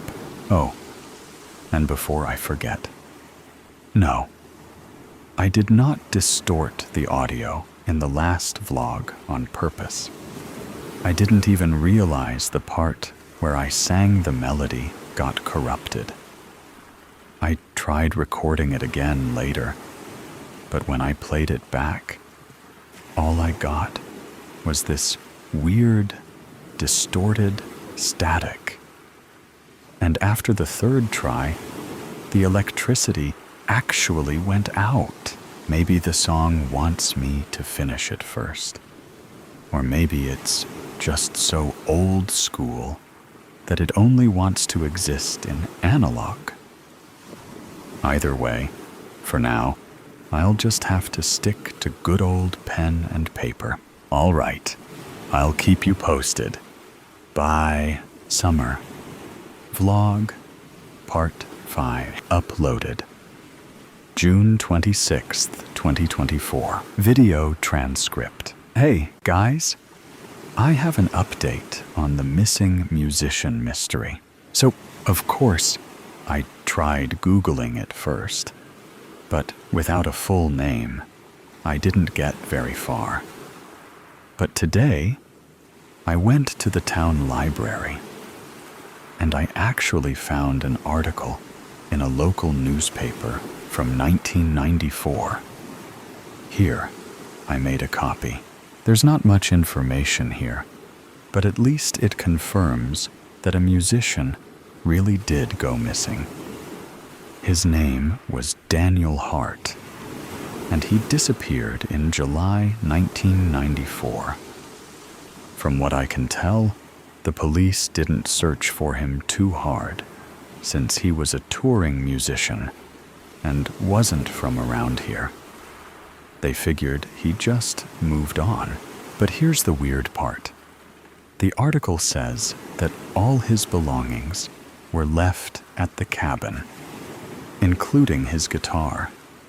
Now, show me a musician who would willingly leave their instrument behind. I also talked to the librarian, this super stern elderly lady, and she actually remembers Daniel. He came by a few times to research local history and culture. She told me he always seemed to have his head in the clouds, and I think when I was leaving, the lady mumbled something like musician's curse, but I'm not totally sure. Not creepy at all, right? Now, about the melody, I transcribed it into sheet music and have been working on the ending. I've been writing down every option I come up with, but nothing fits yet. But there's something wrong with my notes. I don't think I wrote some of these variations in my notebook. I remember the versions I had in my head, but on the page, they're different. I don't know. Maybe I screwed up and made a bunch of mistakes when I wrote them down. Or maybe I'm just going crazy, like some of you suggested in the comments. It looks like my handwriting, but it's hard to tell with just the do and lines in the notation. And these cadences feel more than just incompatible with the main melody. They feel wrong, almost sinister. Honestly, the fact that I don't remember composing them freaks me out even more than Daniel's connection to the cabin. Summer Vlog, Part 6, uploaded June 28th, 2024. Video transcript. Guys, look. I just noticed this page sticking out from under the locked door. I swear it wasn't there before. Let's see. Oh, wow. It's the song. But, there are a couple more bars added at the end. It looks old. And the handwriting isn't mine. Do you think it's Daniel's? Geez, how is that even possible? And why did this page suddenly appear now? I don't believe in ghosts, but this feels like too much of a coincidence, right? Also, I'm not just hearing the melody at night anymore. Now, it comes as a faint whistling whenever a draft moves through the room. It gives me chills, though I'm not sure if it's the sound itself or just the cold air. Am I losing my mind? Summer Vlog, Part 7, uploaded June 29th, 2024. Video transcript. Guys, I've made some progress on the melody. I got a couple more bars right. I can feel it, but it's still not finished. It's like it's just on the tip of my tongue, but I can't quite get it right. It's louder now. I hear it even outside in the wind, though the farther I get from the cabin, the fainter it becomes. And of course, I can still hear it in my head, since I'm constantly thinking about it. It's the ultimate earworm. There's this urgency in it now. I've got shivers crawling up the back of my neck all the time. I think it wants me to figure it out. And soon. Sorry, I don't have much time to spare. Gotta get back to work. Summer Vlog Part 8 uploaded June 30th, 2024. Video transcript. Okay. This isn't just cabin weirdness anymore. I ran into town to pick up some groceries and when I came back, this. The whole place was trashed. They tore out a few pages from my manuscript notebook, and there are deep scratches on the locked door, like someone was trying to pry it open. But they didn't take my laptop or camera. The only thing that makes sense is that they were after the song. But why? Luckily, I had Daniel's sheet with me. I know the rational thing would be to pack up and get out of here immediately. But I don't think I can. I need to finish this song. I've always felt like it was important, and now I know it is. I think I'm getting closer to figuring out the right ending. The melody is clearer now, and sometimes, out of the corner of my eye, I swear I see it. This pale blue ribbon of light flowing around me. SVN News Report. July 1st, 2024. Forest fire near Songvale Lake. A fast-moving wildfire broke out overnight near Songvale Lake, with fire crews working since early this morning to contain the spread before it reaches nearby homes and hiking trails. Authorities believe the fire may have originated at a lakeside cabin, possibly due to faulty wiring in the aging structure.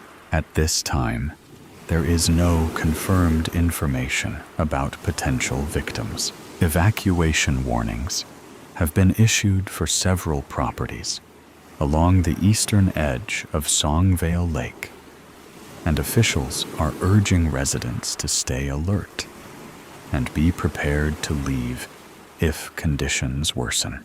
SVN News Report, July 2nd, 2024. Missing musician.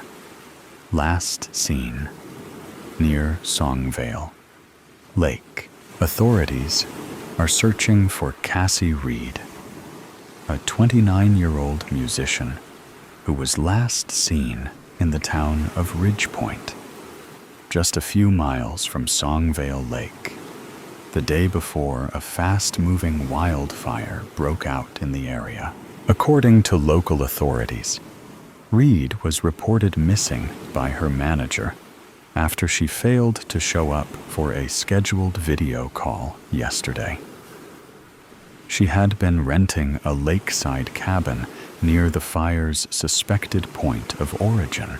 Reed was last seen on June 30th at a small grocery store in Ridgepoint. Witnesses say she appeared distracted and was acting strangely. Authorities have not confirmed whether Reed was inside the cabin when the fire started. Officials are urging anyone with information about Cassie's whereabouts to come forward. Meanwhile, her fans have taken to social media, using the hashtag #FindCassie to share updates and express their concern. Summer Vlog. I'm Alive. Uploaded July 8th, 2024. Video transcript. Hey, guys. Cassie here. I know many of you have been worried, but I'm okay. I had to go dark for a while. Someone or something set fire to the cabin, and they still might be after me. And the melody. I know some of you already thought I was crazy. Now, you'll be sure of it. But hear me out. I believe the song saved me. I found the right ending. I know the whole song now. It happened just a couple of hours before the fire. The moment I played the melody from start to finish, I heard a creak. The Cerulean door opened. Inside, there was a room filled with old instruments, flutes, violins. I think I even saw Daniel's guitar. And there were cassette tapes, too. There were many more musicians before me or Daniel. I don't know what happened to them, but many of them tried to write this same song. I found heaps of sheet music in that storage room, all in different handwriting. Some pieces were definitely the same song, with variations of the last part, though not many were finished. What's interesting is that some of them felt right to me, even though they were different from my version. Maybe the ending isn't just about fitting the song. Maybe it's about reflecting the person writing it. And there were other songs, completely different ones, each with variations of their own. I don't know what that means yet, but I believe this song holds some kind of benevolent power. A protection spell, maybe. Something that keeps a darkness at bay. A darkness that's been trying to destroy the song. And anyone who tries to finish it. I think all those creepy feelings I had were coming not from the song itself, but from that darkness, trying to scare me away. And when I finally finished the song, it got really, really mad. I must have dozed off while going through all that sheet music. But I woke up to the melody whistling under the eaves. It was so loud and piercing, like a siren. That's when I smelled smoke. The cabin was on fire. I grabbed as many pages of music as I could reach and ran to the living room to get my laptop. But everything was already on fire. I couldn't get to the door. Luckily, those huge windows made a great escape point, and then I just ran. Now I'm safe. And the song is too. I can record it now. I'm not sure if it's because it's complete or because that dark power doesn't stand in the way anymore. But I still have so many questions. I have so much research to do to fully understand what it all means. So I'm going to disappear again for a while. But I will leave this song with you. It's out there now, everywhere you can listen to music. And I think it's important that as many people as possible hear it, sing it, remember it. This song matters, and I'm going to find out why. Wish me luck. The next story will begin now. Lessons from my shadow dreams. It was storming. The sky a slab of slate with swollen thunderclouds crowding its expanse, each nudging for room. A wicked, unrelenting wind whipped chestnut hair into my eyes and mouth. Pulling it out of my face, I looked at the desolation surrounding me. Empty air met me in every direction. I don't know where I am, I realize, as the panic starts to set in and my breathing turns shallow and rapid. On my hands and knees, kneeling on what appears to be sand made from stardust, I take a calming breath and rise until I'm standing. What is this place? Where am I? The last thing I remember is going to bed, my lids shutting to the lavender of my walls as I slowly drifted off to sleep. Not knowing what else to do, I started walking, and that's when the voices began and the shadows formed. At first, it was small. It was subtle. A whisper here, a mutter there, voices that got louder as I trudged on. I struggled against the wind, hugging my arms to myself, each hand gripping an elbow until my knuckles turned white as chalk.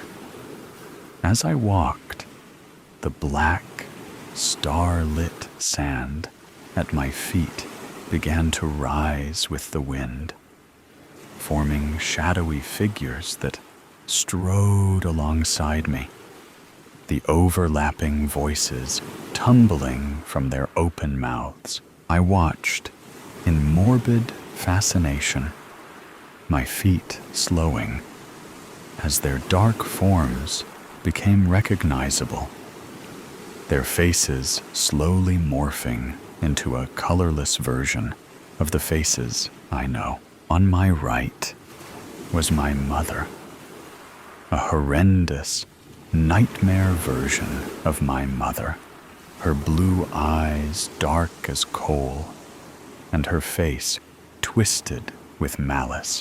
What are you doing? Really, Midge? Are you fucking stupid? What's wrong with you? Came from the cavern that was her mouth. My eyes went wide, fear and pain forming as tears that threatened to spill. You're not good enough. Why would I want to touch you? You're not what I want. Came from my left, and my head whipped to see an equally nightmarish version of my ex. At this point, my feet had slowed until I was almost at a complete stop. More and more, figures from both my past and present began to form and dance around me, each hurling their own unique version of verbal awfulness. With each invisible blow, I shrunk until I was crouched on the shifting sand, hands splayed over my face to cover sight and sound. I squeezed my eyes, silently begging for it to end, for the voices and noise and all the venom of the world to stop. Midge, breakfast, I gasped, jolting awake to my mom's voice calling from the kitchen. As reality settled in, a sick dread pooled in my gut at the vague nightmare I'd left behind. It was a bad dream, Midge. Just a bad dream, I mumbled to myself as I rubbed the sleep from my eyes. I tramped downstairs, the thick soles of my boots making loud thuds on each carpet-covered step. I slid into a distressed wooden chair at our equally distressed dining table that doubled as our breakfast nook. As I shoved eggs in my mouth, scrambled just how my mom knows I like it, I thought about our history exam today with rising anxiety. I was not the best at memorizing details, like dates or times, and last night, Amy had another drama round with her douche of a boyfriend. My mom sat across from me, early morning sunlight streaming in from the window sink, sipping coffee from the chipped Mom of the Year mug I got her for Christmas last year, before Dad left. Before it all fell apart, we sat together in silence.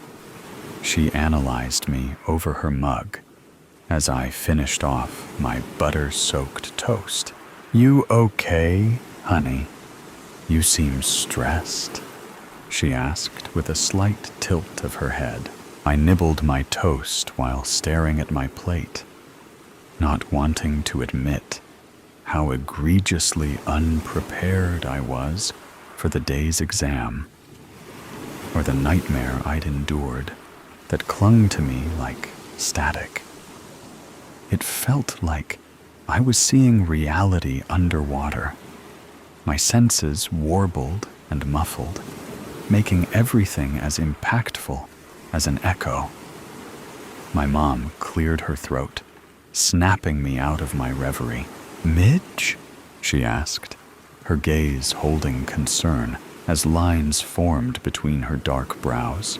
"I'm okay, just not as ready for my exam today as I'd like to be," I answered simply.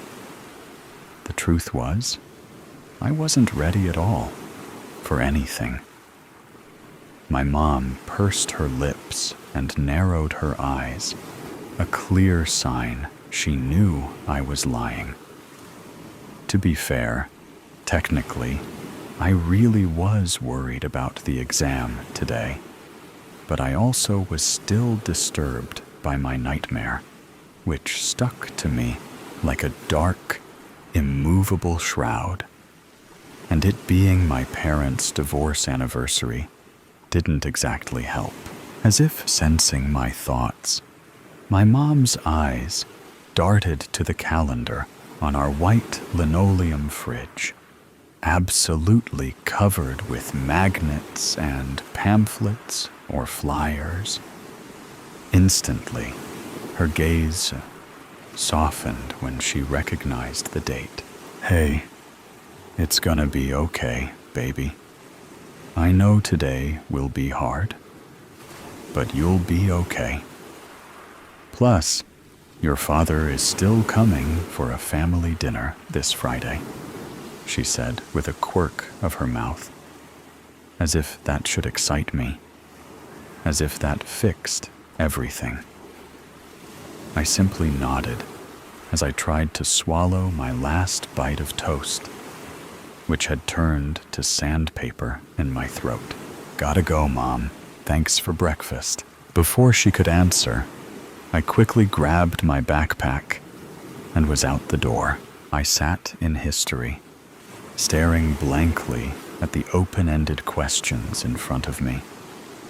Mr. Sikowitz sat at his desk in the front of the class, hunched over papers he was likely grading for a different set of students, his red pen lightly roving and marking with steadfast eyes.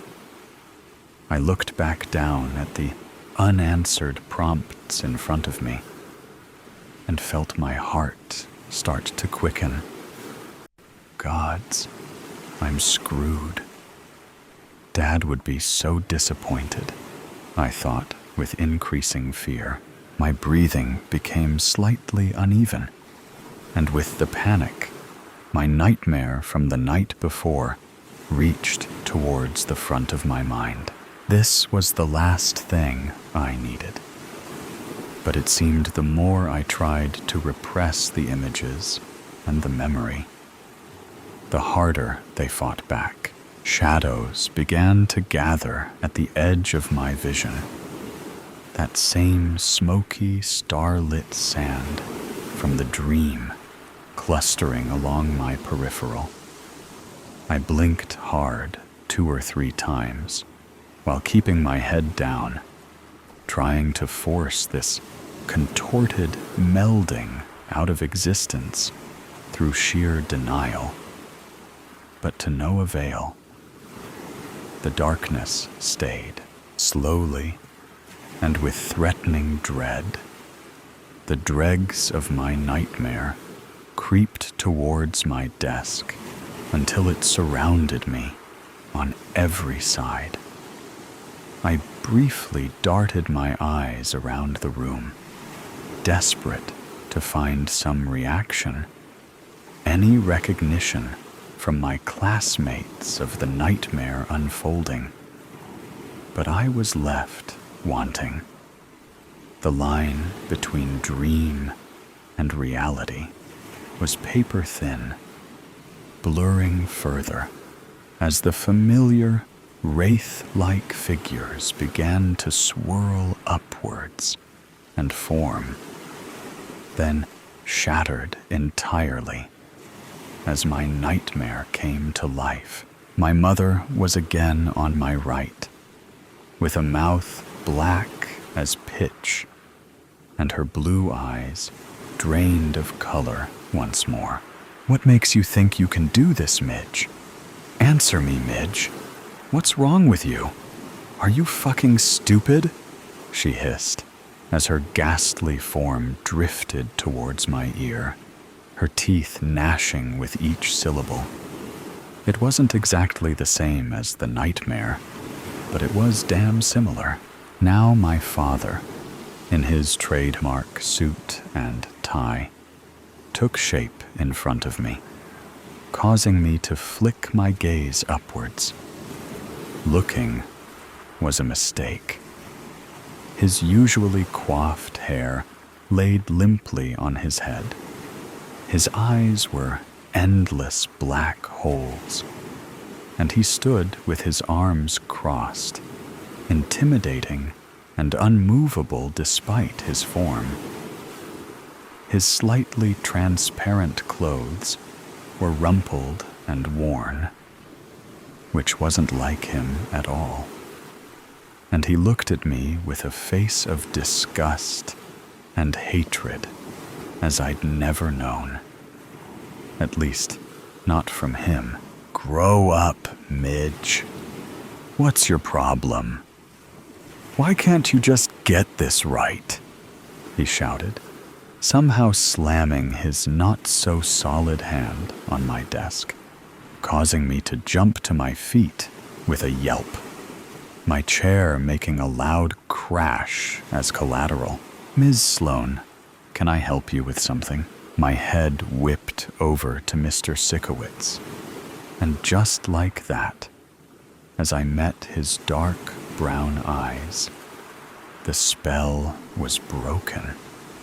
I looked around and realized that the echo of my nightmare had vanished, and all eyes were on me, as if deciding if they needed to grab the straitjacket now or later.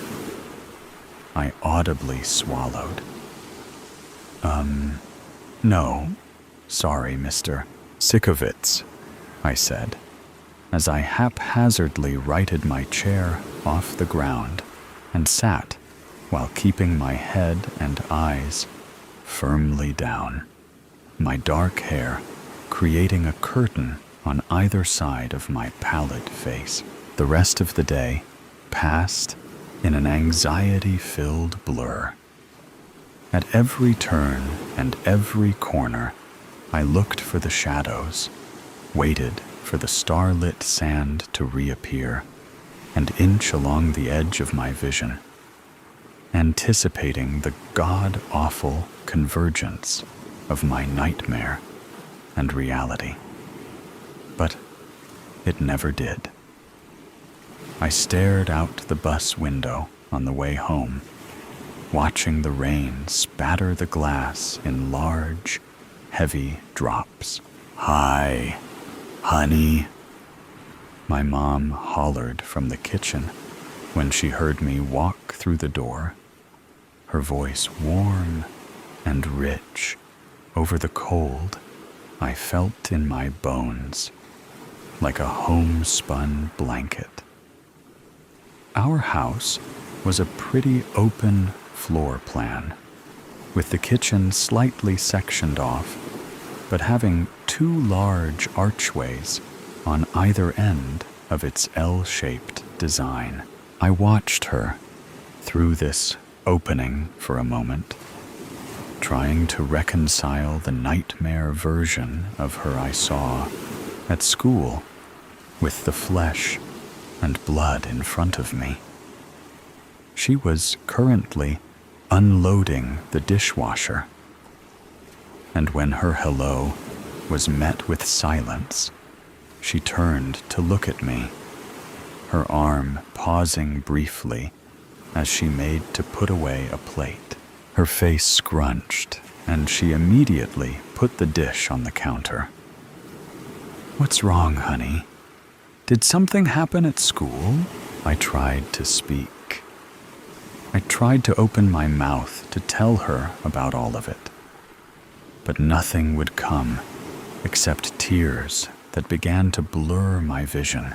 "Oh, honey," my mom said, as she strode over to me, crossing the distance in 3 or 4 strides due to her unfairly long legs. I let her hug me, soaked up the feeling of being wrapped in her arms, and for a solid couple of minutes, we stood in the entryway like that. I reveled in her warmth, the sensation of her solid arms around me, and memorized every detail that made her real. Keeping contact with a hand on my shoulder, she guided me to the couch where we sat, knees angled towards each other. "Honey, what is it?" she asked. I looked at her, and at first I could only stutter. As I struggled to form coherent words, I felt my anxiety and panic start to rise. The shadows were at the edge of my vision again, causing my breathing to turn rapid and shallow. "Honey?" my mom asked, leaning closer. I could barely hear her, barely see her over the pounding of my own heart. "Midge," my mom said, a bit louder now, giving my leg a slight shake as she placed her hand on my knee. The shadows and the darkness were beginning to take shape now, starlit sand rolling across the ground as it crept ever closer. Tears pooled along my lids, causing my vision to blur. Suddenly, warm, soft hands enclosed my face, and my mom's face, my real mom's face, swam in front of me. "Midge," she seemed to say in almost a whisper. Look at me," she said, increasing the pressure around my head. "You are not broken, okay? I don't know exactly what you're seeing, but it's not real, okay? I'm real. I'm here," she said, taking the limp hand from my lap and gently placing it over her heart. I felt the softness of her wool sweater under my fingertips, like touching a cloud made of silk. I focused on her eyes, blue, just like they were supposed to be. "Your mom's, right here, Midge, right here. Not that ghoulish thing of nightmares," I thought to myself, as the vile shadow, puppeting as her, pushed and crowded closer along my peripheral. "That's it, baby. I'm right here. Breathe, honey. Breathe with me. Focus on my voice, on my face. I'm right here," she said with a squeeze of my fingers, as she had removed her hands from my head and was now holding my own in her lap, her gaze unwavering. I took a steadying breath. Just breathe, Midge. That's all you have to do. Just breathe. I counted to 10 as I inhaled and did the same on the exhale as my mom, keeping hold of my hands, did the same. That's it, honey. Breathe. Just breathe. 10 in and 10 out. You can do this. I nodded, and as I expanded my lungs in and out, feeling my pulse start to slow, blessedly, the shadows began to ebb, receding from the edge of my vision. The grotesque, half-formed versions of my loved ones melting and fading away, bit by bit.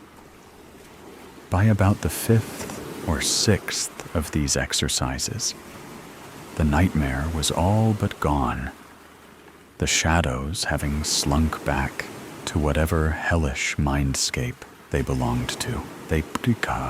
There she is, my mom said with relief, seeing my eyes clear and the panic gone, a slight smile playing on her lips. I crumpled, burying my head into her chest with small sobs.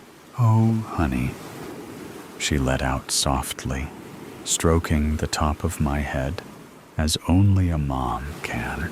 Has this happened before? She asked gently. I lied, shaking my head slightly as I kept it tucked into the crook of her arm. Gods, her sweater felt like the softest pillow.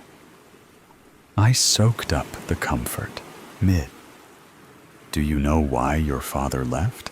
I whipped my head up, pushing out of her arms, taken aback by the subject change. Realizing I wasn't going to answer her, she continued, but her face took on a faraway look, as if trying to see through the smog of time to the not-so-distant past. Our family, both the men and the women, have always struggled to master themselves. We have the curse of extreme feeling, of intangible emotions strong enough to drown countries. And for some of us, that leaks into our dreams. And then, sometimes, those dreams, usually the darkest of nightmares, leak into our reality. She shifted her focus back to me and asked with a tilt of her head, "Do you understand what I'm saying, Midge?" "No, not really," I mumbled, swallowing and tucking a loose strand of hair behind my ear. My mom leaned forward, using her thumbs to wipe away my residual tears, and took my hands in hers. "Honey, what were you feeling? What did you see?" she asked, her blue eyes piercing. I don't know," I said, avoiding her gaze. "I was sitting in class, trying to take my test, and, well, I wasn't sure of some answers. And then I was thinking about Dad, and I panicked. Then the nightmare started. But no one else could see it, just me." At this, I raised my head to look at her with wide eyes, searching for answers or preparing for a straitjacket, whichever came first. My mom pursed her lips, seeming to debate how much she should or shouldn't say. I saw the moment she decided to bear all clear as day.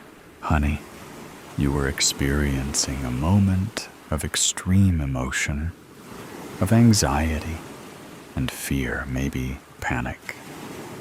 And sometimes those things can make us forget who we are or even where we are. For the few in our family who have a very special heart, our emotions can cause our worst fears or worst anxieties to come to life. It usually takes an extreme or traumatic event. And given today's date, she trailed off, her eyes going distant again. After a moment, with a shake of her head, she returned her attention to me. She made to speak, but I stopped her before she could get a word out. "What happened with Dad?" I asked. My mom silently opened and closed her mouth, clearly struggling with what to say or how to say it. "When it happened to me while I was with your father, he thought I had gone half mad. Mine was a nightmare too, a wretched one that had me crouched in the corner like a rabid animal. Once we learned of our family history and what some of us have to deal with, he decided he didn't want to stay with someone who couldn't trust her own emotions, her own feelings, whose reality and dreams tended to mix and meld until they were one and the same." My mom's voice got progressively softer as she spoke, until it was barely above a mere whisper. "I'm so sorry, Mom," I said, taking hold of her hands and squeezing her palms. "That's all right, sweetie," she responded with a grimace, tucking another strand of chocolate brown hair behind my ear. "You know why?" Her eyes twinkled mischievously. My brow scrunched as I tried to find anything good in what had so far transpired, or what I'd been told. "Because," my mom said, clearly seeing I was coming up empty, "it's not just the bad dreams our hearts can bring to life." She smiled, placing a hand upon my cheek, rubbing small circles against my skin with her thumb. "It's the good ones, too." Eyes wide open, the sun hung low in the sky, casting shadows over the cemetery. It was a beautiful day for a funeral. Mourners gathered at the top of the hill, circling the open coffin to say their last goodbyes, as Donna Herman had passed, or so they thought. Her family, dressed in black, stood closest to the coffin. Blurry shapes hovered above her. Muted voices drifted through the thick fog of her mind. Distant, yet familiar. Donna Herman wanted to scream. She could see them. Her children, her grandchildren, her so-called loved ones, standing around her, dressed in black, murmuring their final goodbyes. The sky loomed somewhere beyond them, pale and streaked with the fading sun. The coffin beneath her was lined with silk and covered in a thick scent of lilies. In the words of the pastor beside her, she was dead, but she wasn't. She was right there. She could hear them. She could see them. Panic surged through her, slamming against the walls of her motionless body. She tried to move, to twitch a finger, to part her lips, to scream, but nothing obeyed. She was trapped in her own body. Frank was the first to give the eulogy. He was Donna's first son, her golden child. As he spoke, his younger brother, Josh, stared silently at their mother's body. Even in death, the old woman refused to rest. He remembered the doctor's remark that no matter what they tried, his mother's eyes wouldn't shut. They had asked him if he wanted to sew them shut, but he couldn't bring himself to do it, and neither could his elder brother or younger sister. "Are you Joshua Herman?" Josh blinked, snapping out of his thoughts and turning to the source of the voice on his left. "Oh, just Josh, sir," he said, clearing his throat. Two men in black suits stood before him, wearing sunglasses and carrying an aura of authority. The one on the left spoke first. "Nice to meet you, Josh. I'm Detective Foreman, and this is my partner, Detective Davis," he said, extending a hand. Josh shook it. "Thanks for coming out here. I didn't know what else to do." "You did the right thing by calling the police," said Detective Davis. "We'll investigate this matter thoroughly." Josh offered them an awkward nod as he noticed his brother's speech was about to come to an end. "I'll speak with you after the funeral," he said, before walking up to the podium to give his own speech. The detectives stuck around, speaking to everyone who seemed like a person of interest. "She was like a mother to me," cried Cheryl Herman, Frank Herman's wife. She clutched tightly to her tissues, crocodile tears sliding endlessly down her cheeks. Her husband comforted her by rubbing her shoulder, but he too was too distraught to be questioned properly. Josh's wife, Celia Herman, had a lot to say about the entire family. She grumbled about how much Josh had suffered due to his and his mother's disagreements over his marriage. "We haven't been over in a while," she muttered. "I only know that Frank and Millie were the ones in charge of her care after we left the house." "Can you tell us more about Frank and Millie?" Detective Davis asked. "Sure thing," Celia said. She turned to the boy sitting on her lap. "Won't you go to Daddy now? His speech is about to end." She ushered away what looked to be a 5-year-old boy, the spitting image of Josh Herman. Once he was gone, she reached into her purse, pulling out a cigarette and lighting it. "What would you like to know?" she said, blowing out a cloud of smoke. Detective Foreman coughed. "Anything you could tell us that you think is relevant will do," he said, waving the smoke away from his face. Celia took a long drag before she spoke. "Frank is the golden child, you know. He can do no wrong in that old bag's eyes. Even though Josh has been the one keeping the business afloat, Frank has always gotten all of the credit. And Millie," she exhaled slowly, tapping the ashes off the side of her chair. "Well, Millie's got her own issues, dating a scumbag like Cameron. What was your and your husband's relationship like with the deceased before she passed?" Detective Davis asked. Celia sighed and pressed the cigarette into the armrest beside her.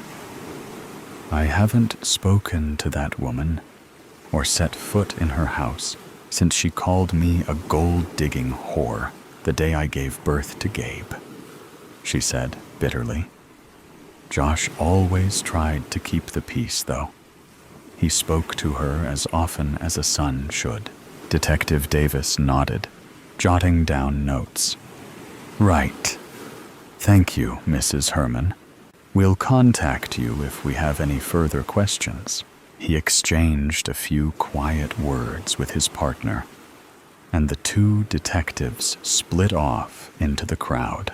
Detective Foreman found Cameron lingering near the back of the gathering, hands shoved into his pockets, rocking slightly on his heels.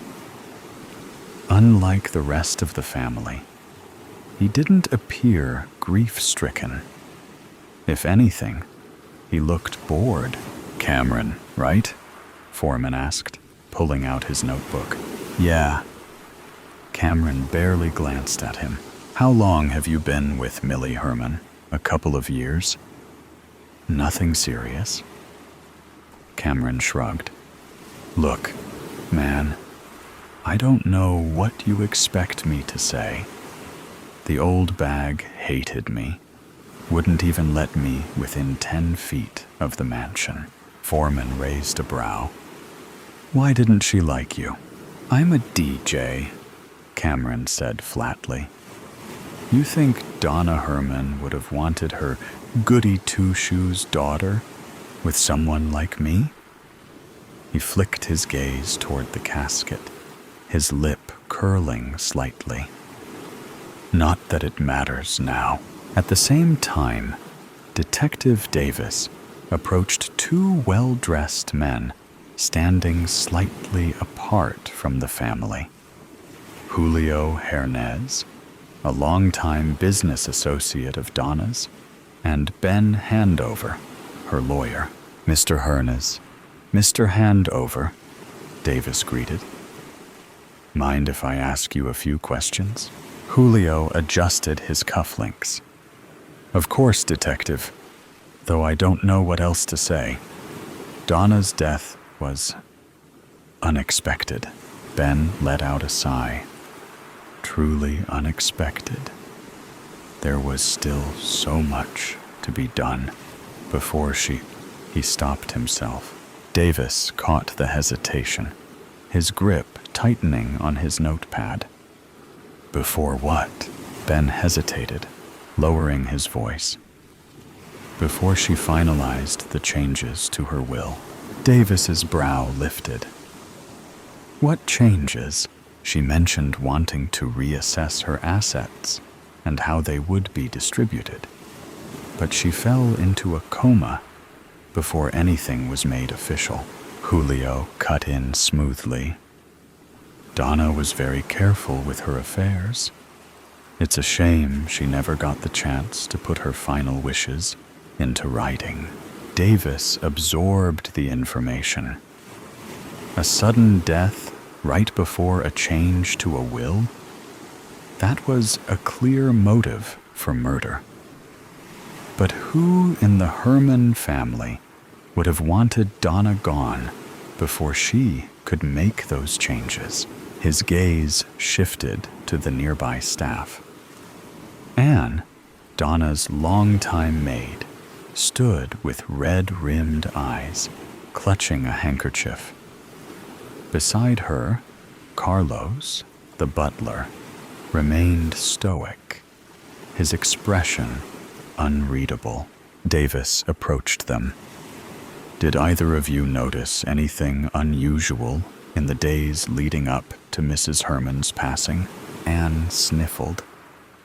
She was in a coma, but she was showing signs of improvement. I never thought." She shook her head, unable to continue through the sobs. Carlos cleared his throat. "There were tensions, sir. Madame Herman's children didn't see eye to eye when it came to her care." His eyes flickered toward Frank, Cheryl and Millie. Frank and Cheryl insisted she remain at home. Millie argued she'd be better off in a care facility. Davis frowned. Cheryl was involved in Donna's care? Carlos hesitated before nodding. More than involved. She handled everything with the doctor. He wasn't just hired for Donna. He's been treating Cheryl's family for years. Davis narrowed his eyes. That was a detail worth investigating. Donna fought harder to be able to move, but her body would not listen. She knew who had harmed her. She could tell them herself if she could just speak. Desperation clawed at her, and somehow she forced her eyes to shift, darting around in search of anyone who noticed. And someone did. Gabe, the little boy's breath hitched. He didn't understand death. Not fully. He didn't like funerals, didn't like the way Grandma looked in the coffin, and he certainly didn't understand why, if she was supposed to be asleep forever. She had just blinked at him. "Mommy?" His voice trembled. "Mommy, Grandma's eyes are moving." Silence. Then a soft chuckle. "Oh, sweetheart," Celia cooed, smoothing down his hair. "That's just your imagination, honey. Grandma's asleep." "No, no, no!" Donna screamed inside her mind. "I'm here! I'm still here!"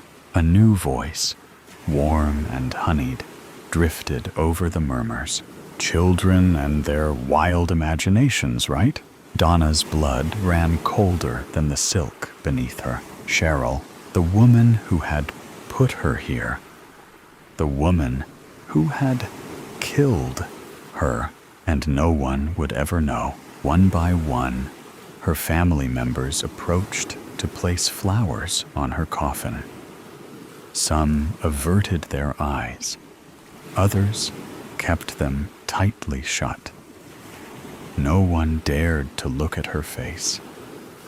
And no matter how hard she tried to flicker her gaze, no one noticed.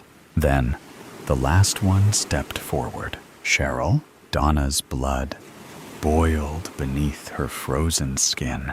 Cheryl smiled sweetly, crocodile tears welling in her eyes as she spoke about family, about bonds that could never be broken. Then she leaned down, her lips brushing against Donna's ear. "I know you're still in there." She pulled back just enough to meet Donna's unblinking stare, a serene expression settling over her face. One hand caressed Donna's cheek, as if in mourning. "Don't you worry." Cheryl's words seeped down her ear like a searing poison. "I'll have Frank join you as soon as the inheritance comes through." The perfect coincidence. When Maggie first found the old postcard at the bottom of her grandmother's drawer, she thought nothing of it. It was a typical postcard, nothing spectacular.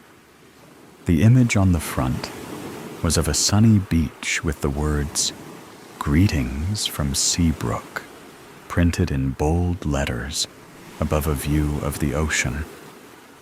But the back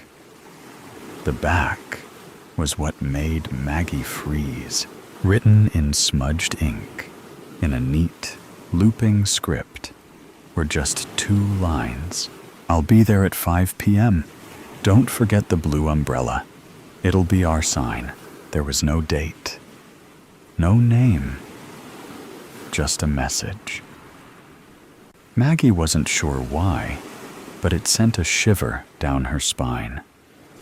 She turned the postcard over in her hand. Her grandmother, Clara, had passed away last year, and the postcard was among some of the things Maggie was sorting through as she went through her grandmother's things. She had never seen this postcard before. Clara had never mentioned Seabrook. There were no family vacations to the beach, no secret lovers from some faraway town. There were no blue umbrellas. But the thing that unsettled Maggie the most was how familiar the writing looked. The loops, the curls, they looked exactly like her handwriting. Maggie shook her head, trying to dismiss the thought. It was ridiculous. It was just a coincidence. She had to be imagining things. But still, the words echoed in her mind as she tucked the postcard into her pocket. Over the next few days, Maggie couldn't stop thinking about it. Why had her grandmother kept it? Why hadn't she ever mentioned Seabrook or the blue umbrella? Maggie, for reasons she didn't understand, decided to look into it. The next weekend, she packed her things and headed out to Seabrook. It wasn't far, just a few hours' drive. She didn't know why, but something told her she needed to see it for herself. Seabrook was a little town with the kind of charm that felt a little too quaint, a little too perfect to be real. As Maggie drove through the small streets, she started to feel like she was in a movie. The cobblestone paths, the little cafes with flower boxes in the windows, the sea breeze. It all felt so familiar. She found a small inn to stay in, an old white house with a wraparound porch. The lady at the front desk greeted her with a warm smile, as if she had been expecting her.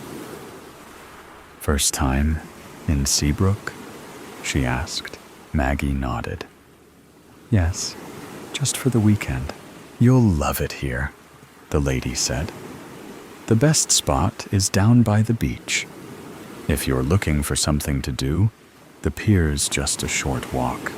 It's beautiful at sunset." Maggie smiled politely, but she wasn't here for the tourist attractions. She was here for something else. That evening, as the sun began to set, Maggie walked down toward the beach. The breeze was cool on her face, and the sand felt soft beneath her feet. She had no idea where she was going, but somehow she felt like the postcard was leading her, like she was following an invisible trail her grandmother had left behind. Even though Clara had never told her to come, she walked along the shore, the sound of the waves crashing in the distance. And then, out of the corner of her eye, she saw it. A small blue umbrella, positioned right by the water, almost as if it had been waiting for her.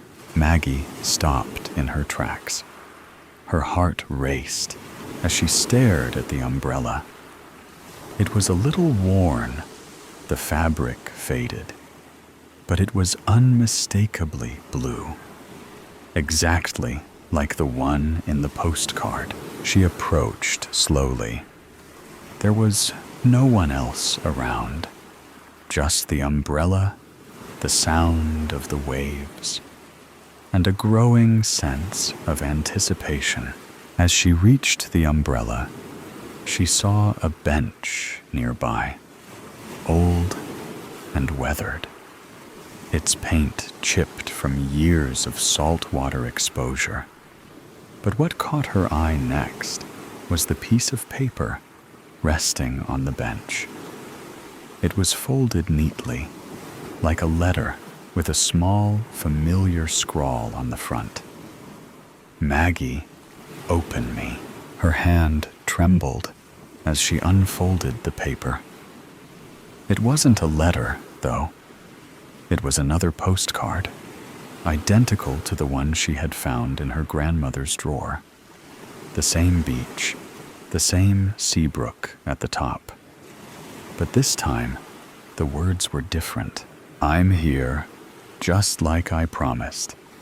Meet me where the ocean touches the sand. The blue umbrella will be your sign. I'm waiting. Maggie's heart skipped. This can't be happening, she thought, almost breathlessly. She glanced around, but the beach was empty. No one was here. No one had been here, and yet, somehow, she felt drawn to the spot, like it was a place where time and reality blurred. Clara? She whispered, almost as if speaking the name aloud would make something happen. But there was no answer, no sign of anyone nearby. She sat down on the bench, the postcard in her lap. The sun was almost fully set now, painting the sky with shades of pink and orange. Then, a figure appeared at the edge of the beach. Maggie's breath caught in her throat. The figure was too far away to make out clearly, but something about the silhouette seemed so familiar. The way they moved, graceful and sure-footed, as if they had walked this very spot 1,000 times. Maggie stood, unable to keep herself seated. She took a few tentative steps toward the figure, her eyes squinting, trying to make sense of the shadow. The person grew clearer as they approached, and Maggie's pulse raced in her ears. It was her grandmother, Clara, standing before her, looking younger than Maggie had ever remembered. Her skin was free of the wrinkles it had when she'd passed. Her hair, though graying when she died, was now thick and dark, cascading down her shoulders.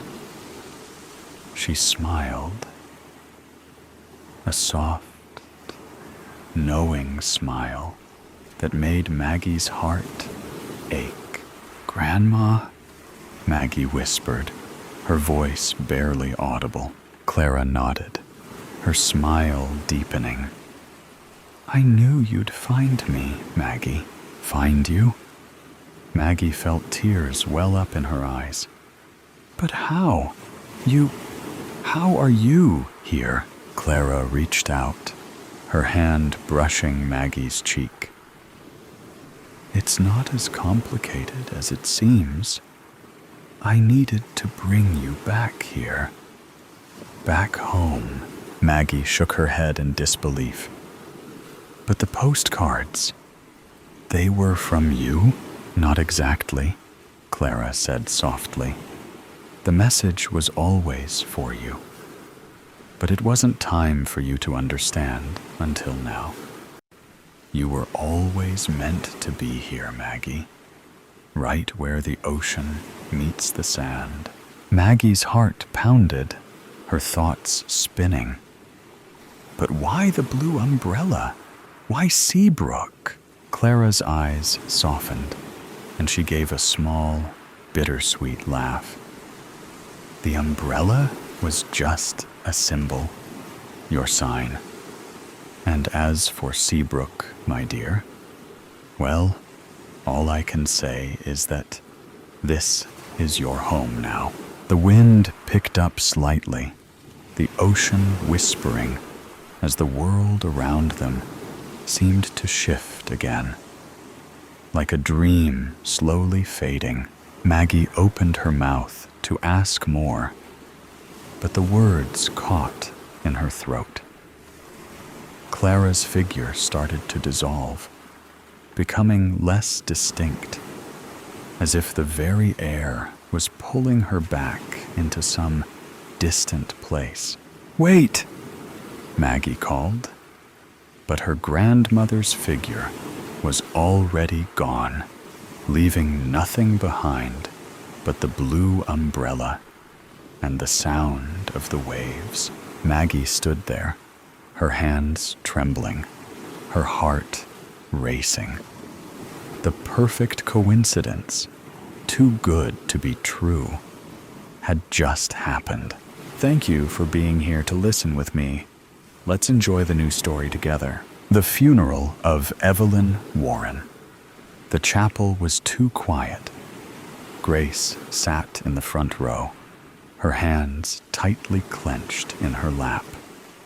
She couldn't stop staring at the closed casket, the weight of it pressing down on her chest. Her mother, Evelyn Warren, was supposed to be in there, gone. The whole world seemed to have shifted under her feet. But Grace couldn't fully accept it. Not when the last time she saw her mom, she was barely clinging to life in that hospital room.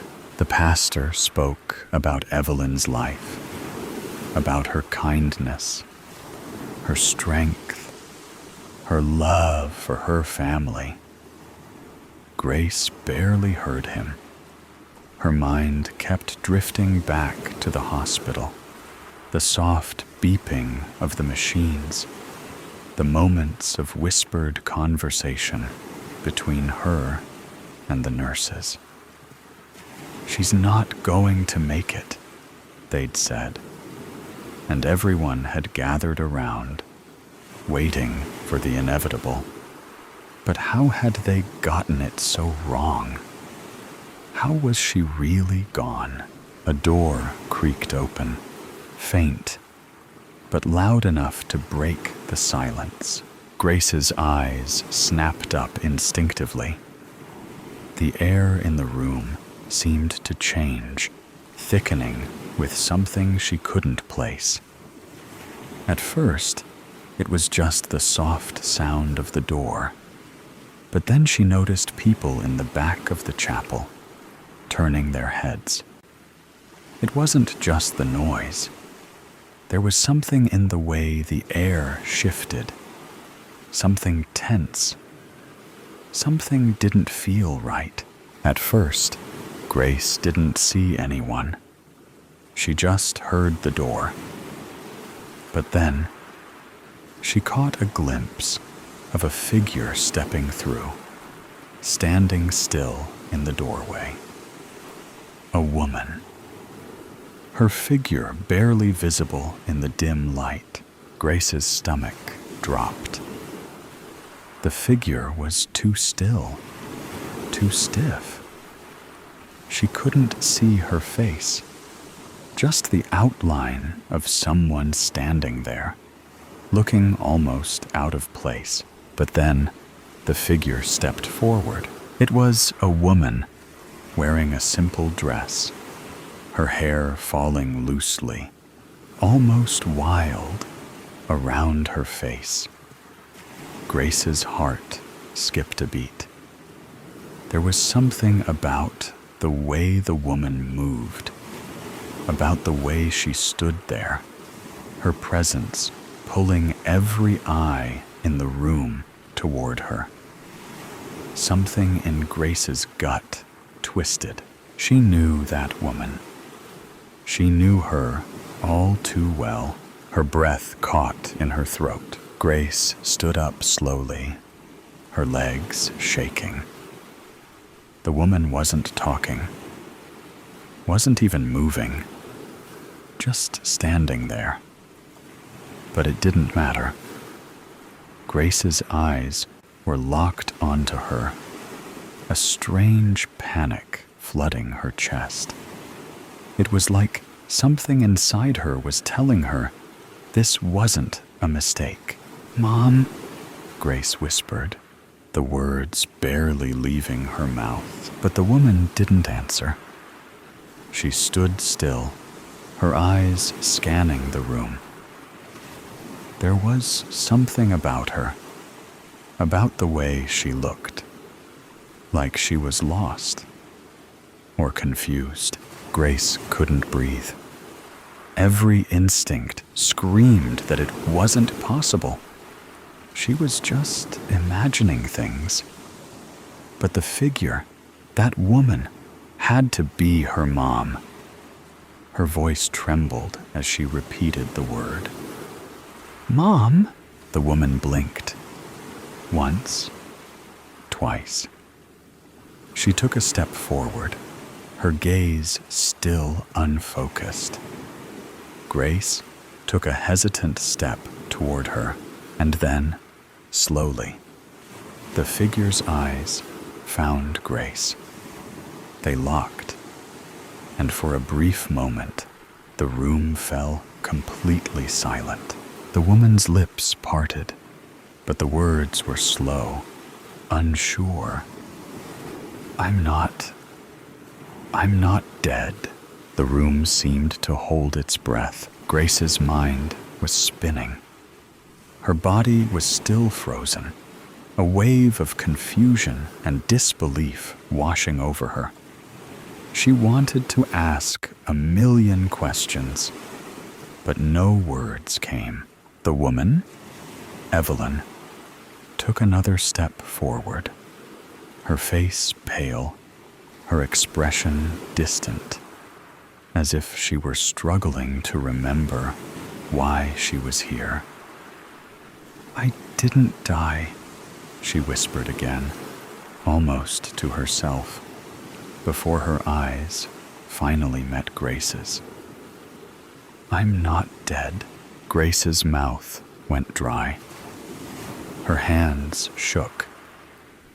Her mom, standing there, alive, and looking like she hadn't just been on the brink of death. It didn't make sense. She couldn't make sense of it. Not when she had just signed the papers hours ago. Not when she had seen the doctor shake his head. Not when the nurses had told her it was over. She took a step closer, her heart racing. "Mom? How are you? What's going on?" Evelyn's eyes were distant, like she was still trying to piece everything together. "I don't know, Grace," she said, her voice low, almost trembling. "I don't know. I was in the hospital, and then I woke up somewhere. I don't remember how or why. It doesn't make sense." Grace felt the floor beneath her shift. It wasn't just her confusion anymore. The whole room was holding its breath. The whispers around her, the people shifting in their seats. It all felt like the world was tilting, like something that should have been impossible was somehow here, in front of her. Her mother was here, alive, but no one knew why. A voice broke through the silence, sharp and incredulous. "What do you mean you woke up somewhere?" It was Mark, Evelyn's husband, standing at the back. His voice was trembling, but it was louder than the rest. "How could you just wake up? You were dead, Evelyn." Evelyn turned slowly toward him, her gaze steady but tired. I don't know what they told you, Mark, she said, each word heavy. I don't know what happened, but I'm not dead.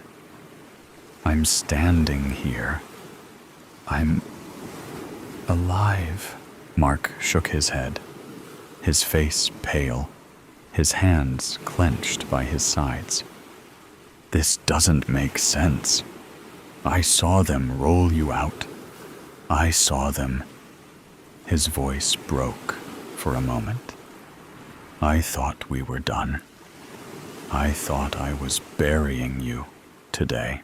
People exchanged uncertain looks, some beginning to stand, others shrinking back into their seats.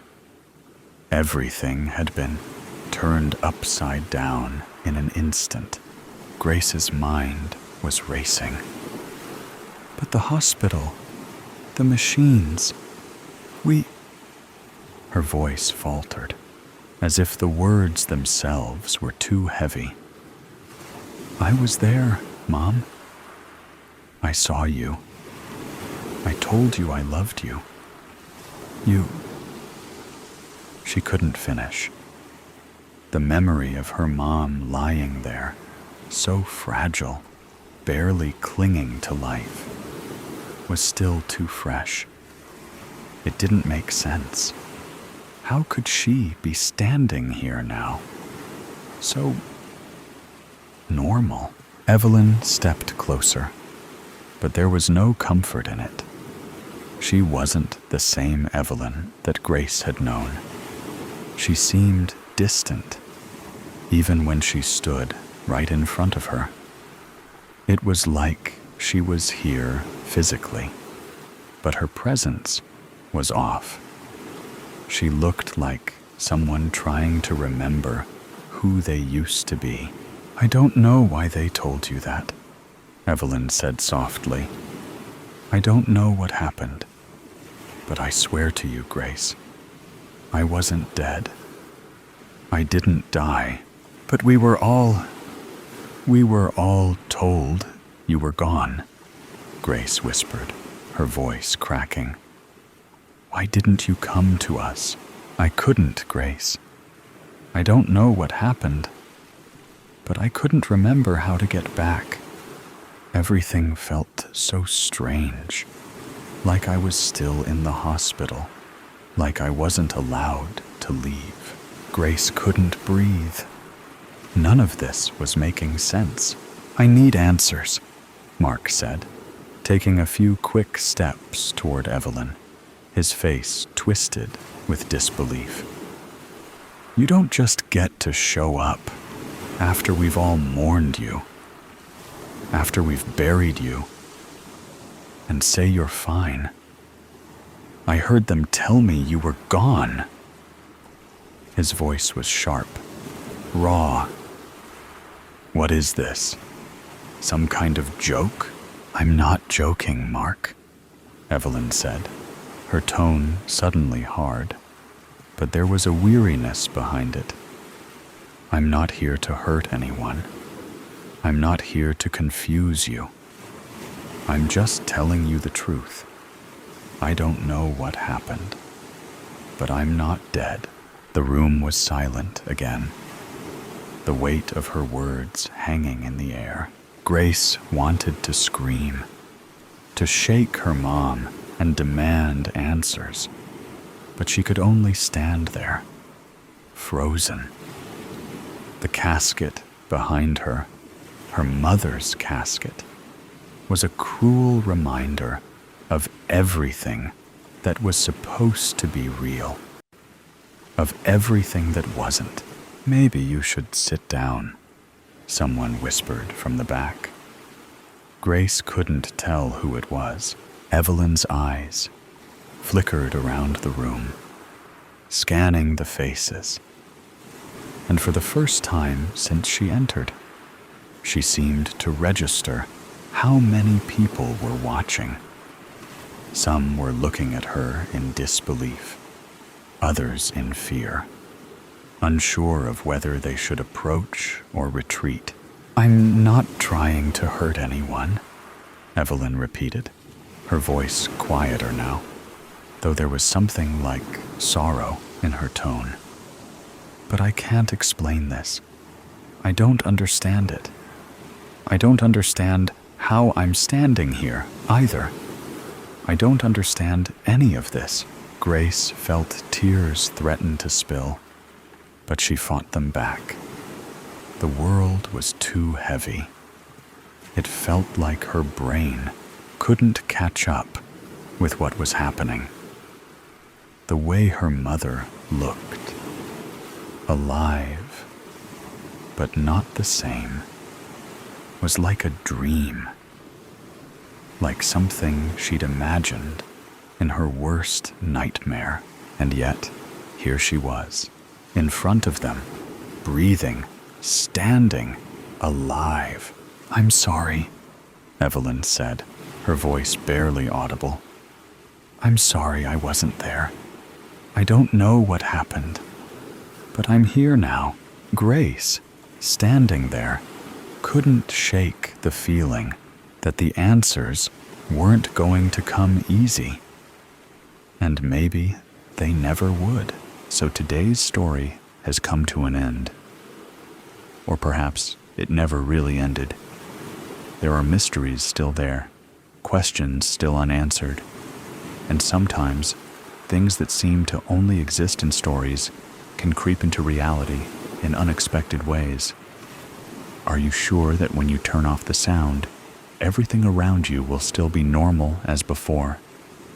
Or is there something watching you? Either way, always remember that these are just stories, or at least we want to believe that they are. If you like moments of suspense, tension, and breathlessness, don't forget to follow me so you don't miss the next stories. And next time, when you come back, make sure you are ready, because what awaits you may be even scarier than you thought. See you again if you still have the courage to continue listening.